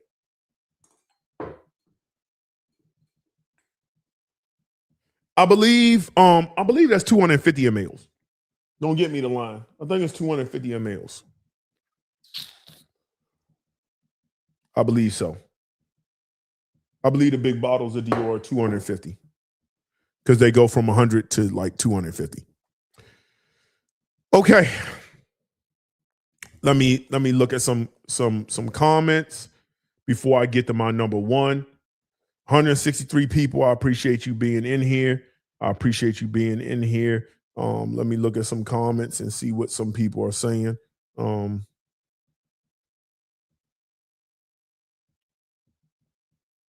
Oh, what did I mess that up? Oh, why is my comments not working? Hold on.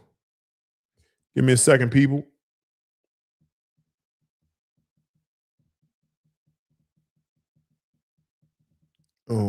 Okay. Is that a 200? Wow. What's a good entry point? Turned out? No, turned out is definitely not a good entry point. Turned out is absolutely amazing. But it's not a good entry point at all, because you have to really be into that. I'm into that, but like I would not do yeah.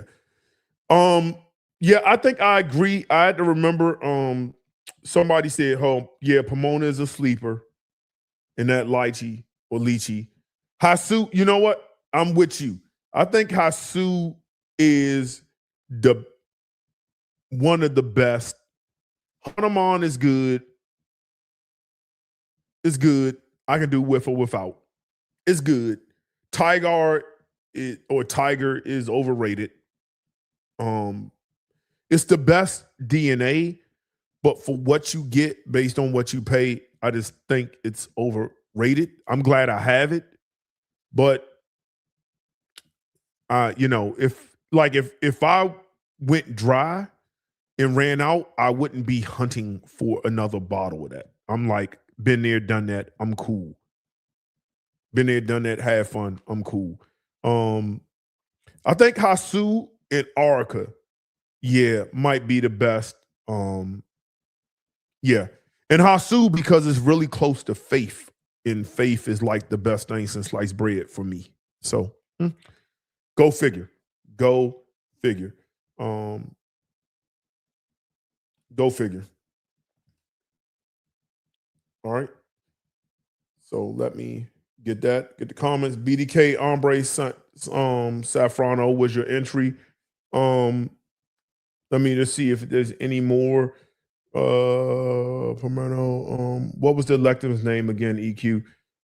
Pomona Vitalis.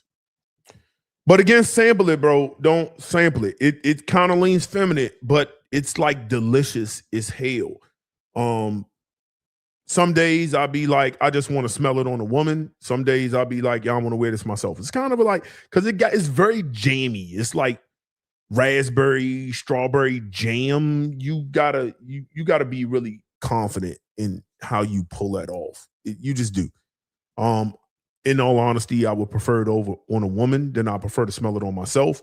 But I can wear it because of, I believe, the patchouli that's in there. Adds a bit of like nice thing to it with some incense and stuff. So that's why I like that. Got in late. Let me see. Live, but all right, you'll be on the all right. So we ain't gonna hold it up. This is the last one. 166 people in here. It's the last one. Drum roll. Coming in at my number one fragrance, and the fragrance that was my Valentine's Day scent of the day, is one that I went to Neiman Marcus or Bloomingdale's. I think it was Neiman's. Smelled it and said, yeah, I need a bottle of this. And that's because I sprayed it on skin, which I don't spray things on paper and walk away and keep smelling on paper. If it's something you like after you smell a lot of things on paper, put it on skin and walk around the mall. Leave where you are. Leave the fragrance store. Like, leave. Walk around, and if you keep smelling it as you're walking around and something makes you want to turn around and go back, you need to buy it or get online if you find a better price and buy it. This fragrance did that for me. When I sprayed it on paper, I was like, okay, this is a nice amber fragrance. Very similar to a lot of ambers I have. Very similar. But when I put it on skin, although I can probably name at least 3 amber fragrances that kind of go into the realm of it, at least 2 right off the rip, and I'll give you those names of those amber fragrances. This just wore differently. I can't explain it, but the small slight differences is what I loved about it. Cardamom, I believe bergamot's in here, some citrus, amber, rose. This just absolutely made me buy the bottle. I couldn't stop smelling it. It was addictive. Where would I rank it in my top 10 ambers? Great question. I don't know if it makes my top 10 ambers, but it could if I really put thought into it. This is coming from the house of Fragrance Dubois. This is Secret Thrist. Secret Thrist. This fragrance on my skin. And that was this. When I smelled this on paper, it was like, okay, some citrus, amber, sweet. This is nice. I'm like, oh, this is nice. On paper, I was like, oh, this is nice.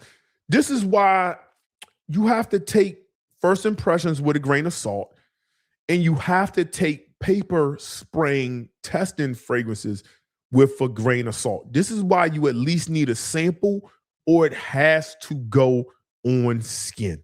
It has to. It's the only way to judge if it's worth adding in your fragrance wardrobe. Because I have legendary amber fragrances, like legendary. But when I wore this, the wearing experience was so much different that I was compelled, and I found it for a really good price, which I have the price linked in the description or under this video where you see shopping. I think I found the price. I have it linked for like excellent price. I think it was, you damn sure, I believe was definitely under 300. I think it was like in the 200, if not 190 something dollar range, like 205 or something. It was like a crazy price. I couldn't pass. It was that good, and it just kept drawing me back. Yeah, man.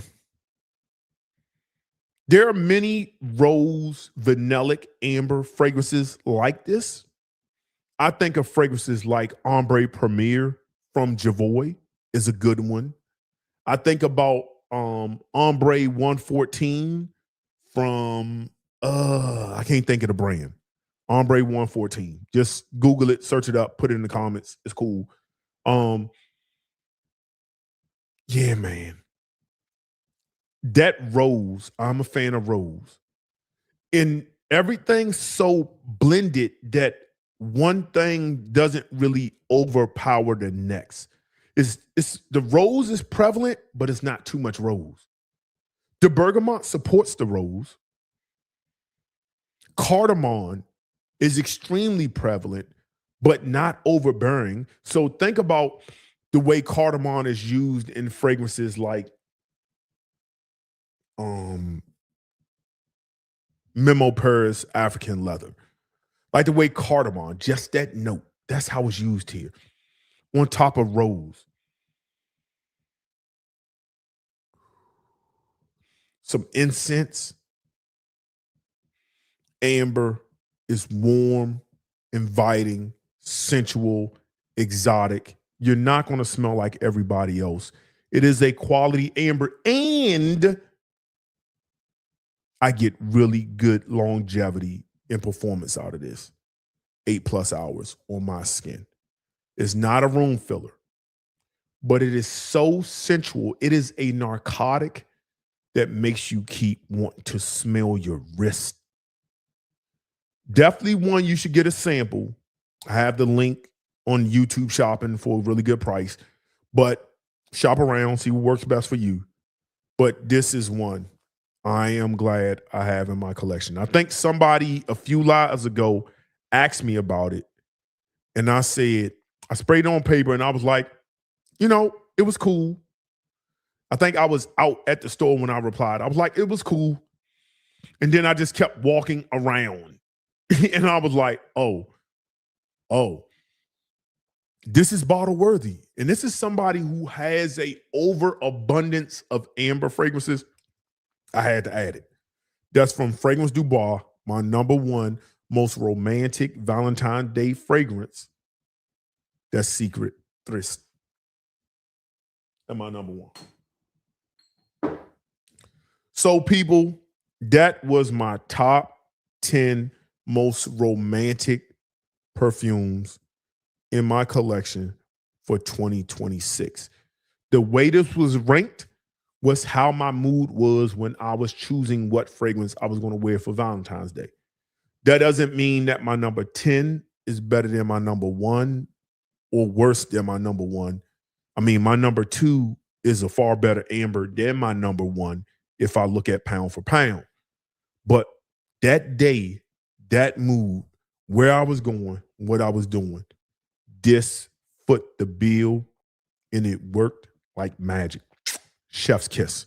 That's my top 10. Don't forget to hit the like the like button, follow, subscribe, share the video. Peace. So, people, that's my list. That's my first impressions. That's my unboxing. Let me see. It's been over an hour. Let me see what Angel share. Angel share, still Angel sharing. Let me see what Forbidden Temptation is. Yeah, there's something in this that's a little bit ashy, like ash, like cigar smoke, That makes it different. Yeah, they're different. They're different. They're different. Which one do I like better? I think Angel Share might get the nod for me. If I was gonna say which one I like better, no price, just which one, just the opening, Forbidden Temptation, the dry down, Angel Share. Or like the mid dry down, Angel Share. Just is. I love Angel Share. I love it.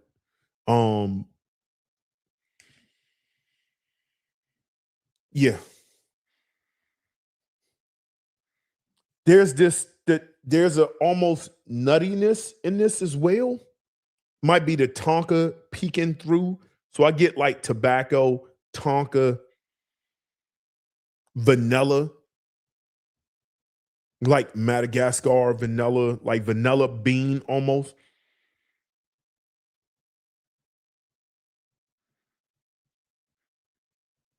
Okay, the plum, what are we, one's on like 1 hour? The plum kind of disappeared. And I'm gonna read that super chat. I'll make sure I get to it.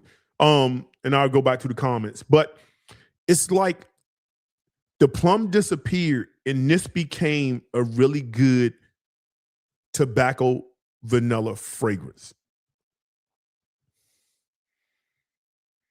Damn. It's almost like it turned into it's like it started off like Angel Share a little bit and turned a little bit into Tobacco Vanille from Tom Ford. It's just Tobacco Vanille got those dried fruits that's in it, but it kind of turned into Tobacco Vanille. Am I tripping? Somebody tell me if I'm tripping. This is a first impression. Everything is subject to change. But to me, the fragrance started off like, I'm talking about like in the initial, especially before I put Angel Share side by side, it turned into Angel Share with plum. That's what my scent memory said. That's why you got to smell things side by side. But then when I smelled them side by side, Angel Share was more boozy, where I get the charred oak cast. Forbidden Temptation was more tobacco, and plum was smokier, almost a little bit more masculine, dare I say. But now we're like an hour and 30 minutes into the wear, where Angel Share still gives me that Tonka, booze, cinnamon. This is giving me a tobacco vanille kind of feel because that plum is in the background. Yeah. Interesting. It's almost like it went to Angel Share to tobacco vanille. And I'm saying in the most simplistic like way. But maybe I'm tripping. Somebody else can tell me I'm tripping. Will you get compliments with it? Yeah. Is it going to work? Sure. That's cool. Clive Christian. I said this on so this is a super chat. I appreciate the super chat. What's my thoughts on Clive Christian? Blonde Amber. I think I don't like talking about people's favorite fragrance because they get in their feels. Most Clive Christian fragrances are kind of mid to me in the grand scheme. I've been to Neiman's. I've smelt the line. I've smelt Comeback. Every time I go in there, I try to be impressed by the line. And every time I'm like, it's cool. I don't know why it's cool. Maybe if I see Blonde Amber for like 160, because it's like some short money, I would maybe pull the trigger. But it's Blonde Amber, what's the Rock Rose, Clive Christian C. There's a few others. It's just like maybe I got to get into their like really, really expensive line to be a little bit more impressed, but I'm not impressed I'm not saying that it smells like Mancera. I'm not putting it in the Mancera thing like a starter fragrance house, but it's just kind of like I feel the same way about what's the people who make Hypnotizing Fire? What's them people? What's some people who make that brand? I'm having a brain fart. It's somebody, let me see. Whoever makes that brand. I feel like Hypnotizing Fire is cool outside of that. I mean, they're good. They're harmonious. There's some other fragrances in that house that are solid. I think like I'm looking at the I think Sacred Water, I kind of like it. Sacred Water kind of turned me on, and I can probably get it right now at the 150-ish price point, so you can get it at a good price. I enjoyed the opening of Sacred Water, but I haven't put Sacred Water on skin. And although this is a really good price, I respect my time and money more. Because you start looking at this, you be like, okay, for me to buy this is like 1 hour of work, 1 extra hour of work. Do I want to work an hour of work? Do I want to work an hour and a half to buy this fragrance? Would I trade an hour and a half extra at work to buy this fragrance? That's how I look at money. I look at money like how much time I got to be at work to get this. And if you say, do I want to work 4 extra hours and not get paid for it? And I can buy this fragrance, because if you're going to buy a fragrance, technically you're not getting paid for it because you're taking that cash you got paid for work and then buying something else, money in, money out. And so I asked myself, do I want to work 5 hours to get this? That's how I look at money. And that's how you stop yourself from buying a lot of things. Hell no, I ain't working extra to do it. So I get why people buy $20, $30, $40 fragrances. Cool, do that. To me, it ain't my cup of tea. I got my reasons why, and I got other apolitical reasons why I'm just not buying fragrances out the Middle East. I'm kind of staying out away from going forward for a minute. And I don't know if I want to get into that now with only with 2 hours in. That's kind of a deeper conversation. But I'm sure y'all notice I own almost every fragrance from the Spirit of Dubai. I've never done the overall fragrance house review, and I probably won't. I have my reasons, and I'll leave that as that. I don't want to get into a whole bunch of stuff. Some people don't want to hear it. Plus, if I tell people why, now you're no longer ignorant to it. Now your character is going to come into play on how you're going to move. And, well, then you're going to move how you move. And then it'll come in, can you be bought or can you not? And I just don't feel like I don't care what other people do. I just got my own reasons, and I'm not trying to influence y'all to do or not do, to be totally honest. So I have my reasons. My reasons are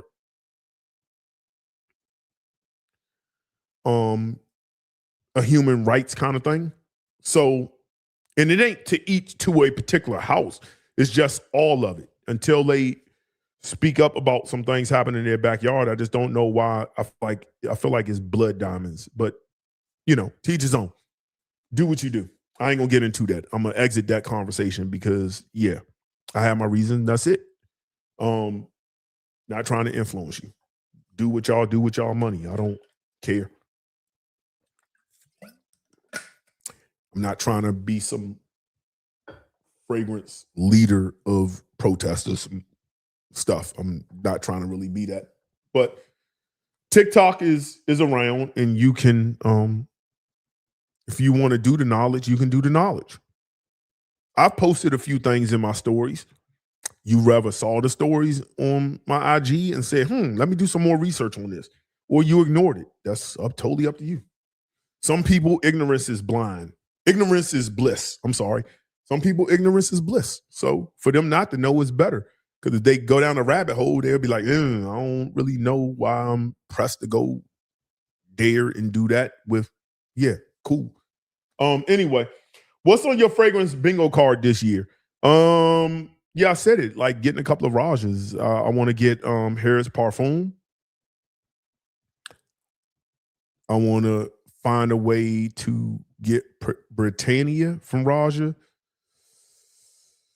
And then rumors is Kingdom of Saudi Arabia. They got a lot of 100 mLs out there, but I don't want to pay $1,300 for no Raja freight. It ain't that serious. I feel like people jacking up the price because it's only in the Middle East right now.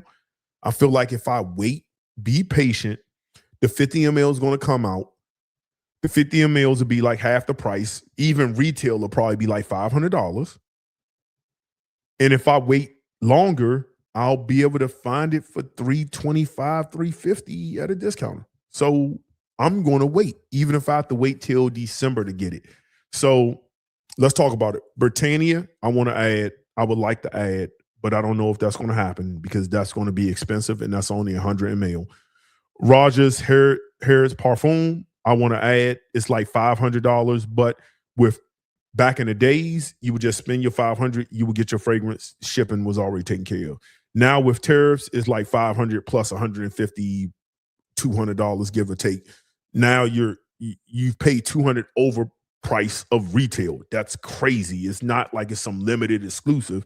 I'm not doing that. I like money too much. I'm not doing that. Kingdom of Saudi Arabia is said to be a 50 ml, supposed to be coming out soon. I'll be adding that. And every year I save up money for the Bergdorf. Every year, around November, December, Raja drops at least for the last couple of years, drops a Bergdorf fragrance. He perfumes it, allegedly. That fragrance is going to be anywhere from $1,100 to $1,300, which means from now until November, I'm putting away $150 a month to when that drops to just drop that $1,300 because I saved throughout the year. So that's really my bingo cards of things that I really, really want to add. In the meantime, there's going to be things that come out that I may pick up here and there. I still have 4 fragrances, like sketchbooks, that I have from Xerjoff that I need to unbox or do a first impressions on. Some sketchbook fragrances from the house of Xerjoff. I've added a couple of Xerjoffs. I have Torino 25 over there. What else did I add? I have Louis. I'm looking on my desk. I have Louis the 15th Rosé that came in.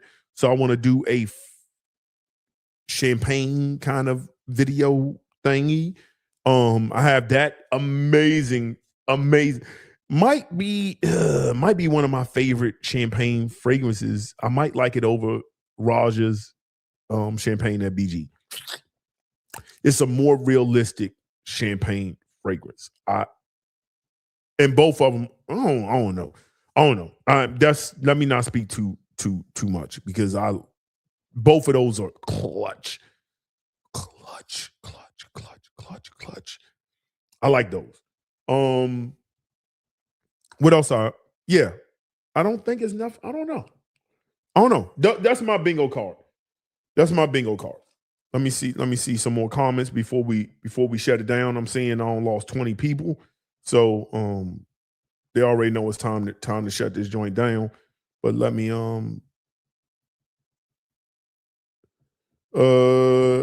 you like mind games, checkmate?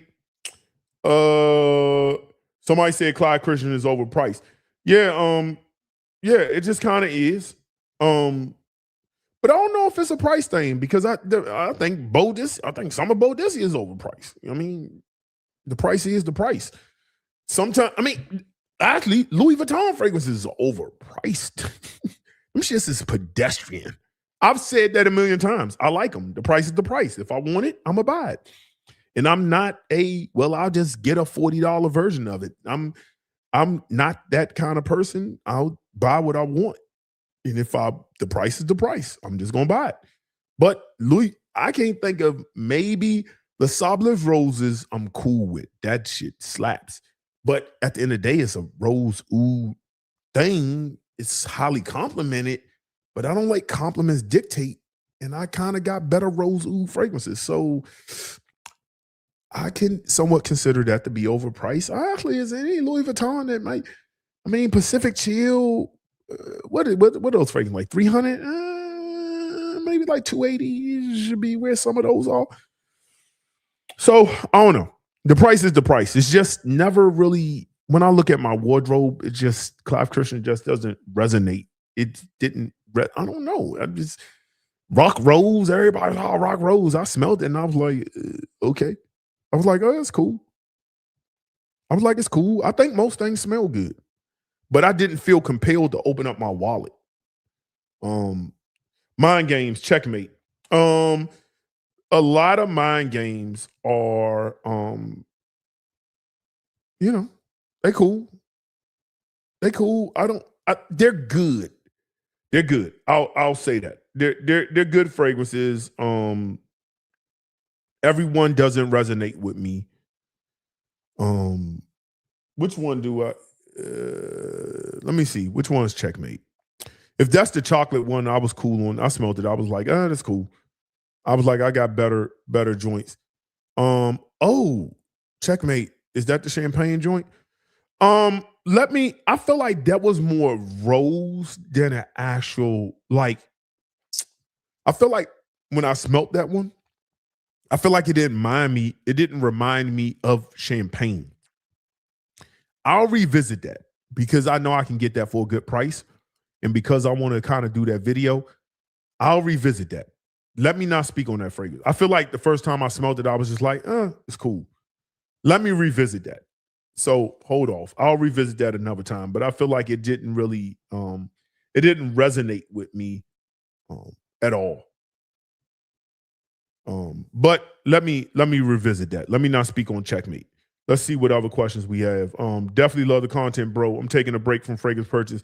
Too much overlapping. Yeah, bro. You can't,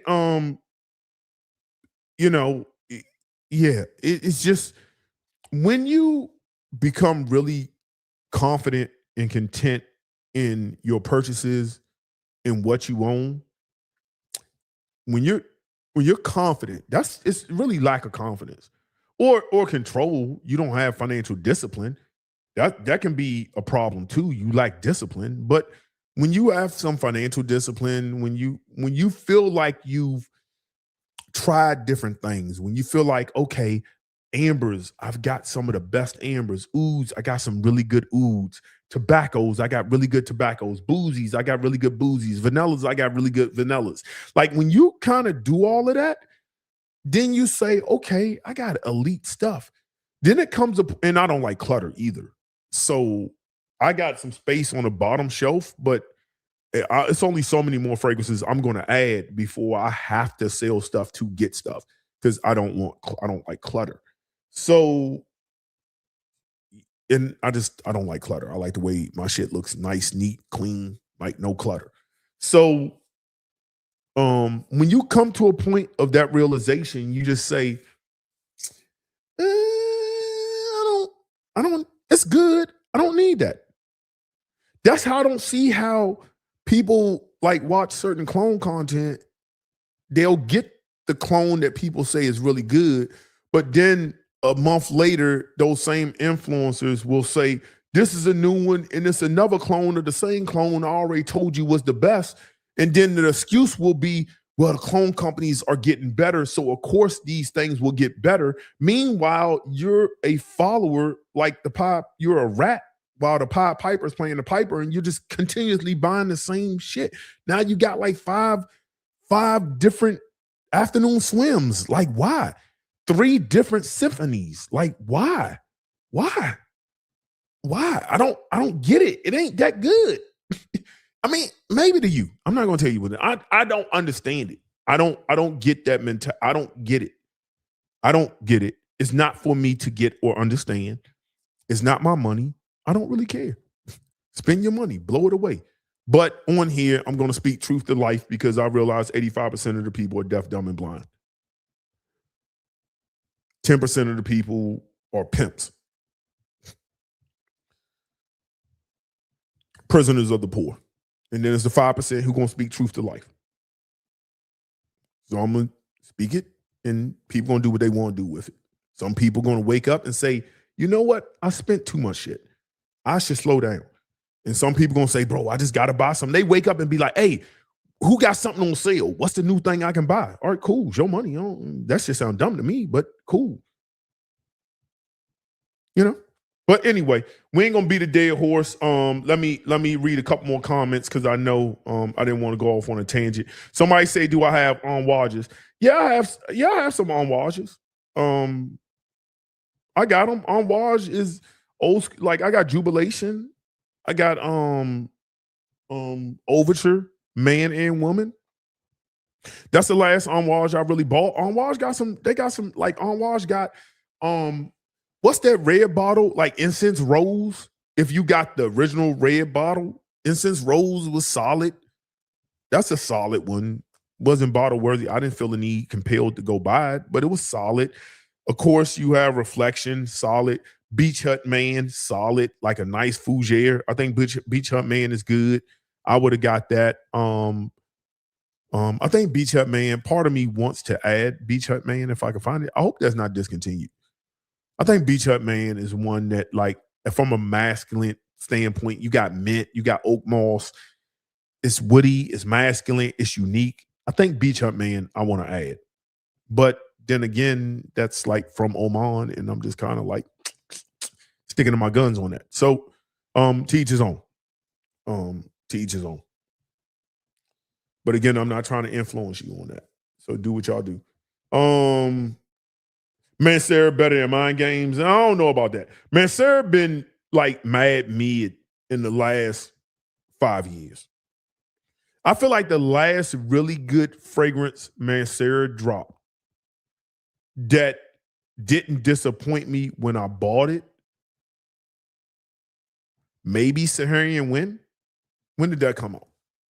Saharian Wind was like very like leather, nichey, kind of like, okay.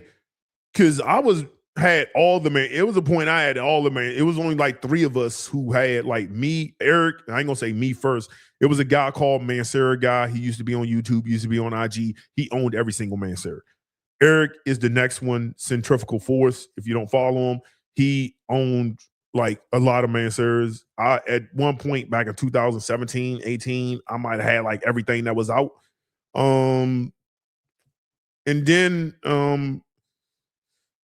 after Saharian, when they dropped, I think Fig Me Up, Fig Me or Fig Ecstasy, that kind of was like, I mean, it was like fucking fabulous, but different, suede green. It was cool. It was kind of disappointing buy for me.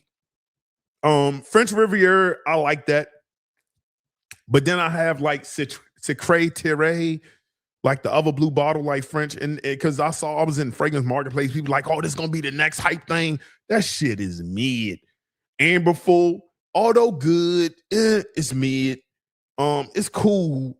It smells good, but it's just kind of like, it's kind of. Then they had the cherry fragrance, and I thought Wild Cherry was okay, and it seems like it's just Wild Cherry. Precious Oud was pretty cool. They had Precious Oud, then they had another Oud that was like Precious Oud.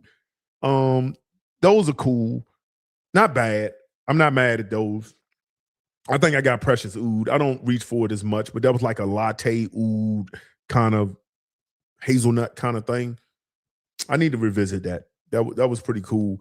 And then just, I don't know, like I was just like, and this is before I was really buying a whole bunch of like Boadicea. So you can't really say, well, that's because you got Boadicias and Rajas. That's why. Nah, bro, because Vetiver Sensual is impeccable. Soleil d'Italie, impeccable. Pearl, impeccable. What's the citrus fragrance? I'm having a brain fart. Midnight Gold, cool. I like that. Midnight Gold, I like that. Highly complimented. I can't think of the citrus fragrance that's like peach and a whole bunch of citruses, like Sicily. Yeah, Sicily. I like Sicily.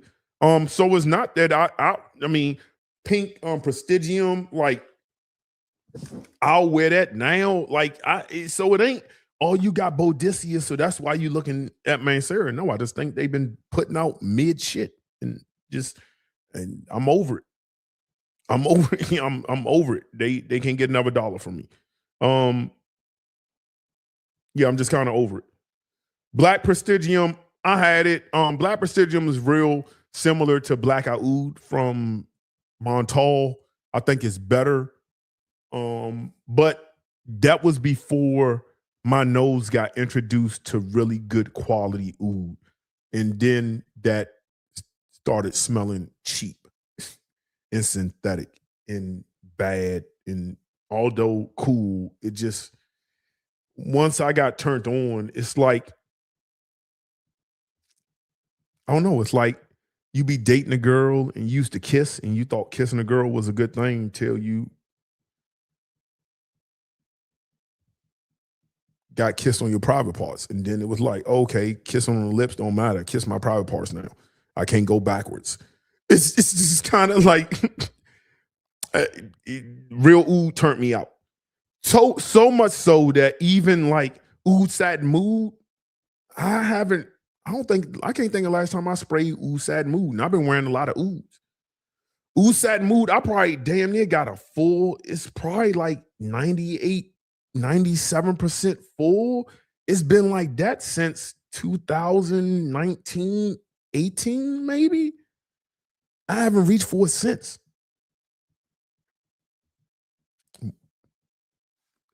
New York oud, I got like a brand new bottle of New York oud. Like that used to be good. Kevin Samuels used to talk about it. I know my guy Darian got it, and I almost got like that's at least 97% full. I don't even got that on a shelf. That's in a box somewhere, ready for me to sell it. I just haven't sold it yet, but I don't wear that just because once I got to some real oud, it's just everything else just kind of was like, just stop doing it for me. Just respectfully, just stop doing it for me. And, I appreciate you loving my honesty. I try to be honest. But look, man, we got 120 people in here, people falling off. Listen, man, I appreciate the content. I appreciate the content. I appreciate y'all supporting the content. I really do. It goes a long way. I know I've been gone. I do have videos. I'm looking at fragrances I have lined up. I might drop what time I don't know what time I'm gonna get home tomorrow. What's tomorrow? Thursday? I'm rather gonna go live again Thursday. I'm gonna go live again Friday. The next live video will be fragrances, citrus fragrances I enjoy wearing in the winter. I wore some ouds, but the majority of fragrances I wore were citrus fragrances in this cold weather. And they did numbers, compliments, love. Like, this was the winter of citrus. And yeah, I'm going to talk about those 10 that I reach for that work like a champ in cold weather. That's what I'm probably talking about Friday. And then we'll have an open conversation about whatever y'all want to talk about. Anyway, with that being said, I'm going to leave y'all the way I greeted y'all, and that's in the universal language of peace. That last question, Blue Sapphire, are my ouds. That's what's up, bro. Anyway, y'all appreciate it. Tune in Friday. I should be going back live Friday. Peace.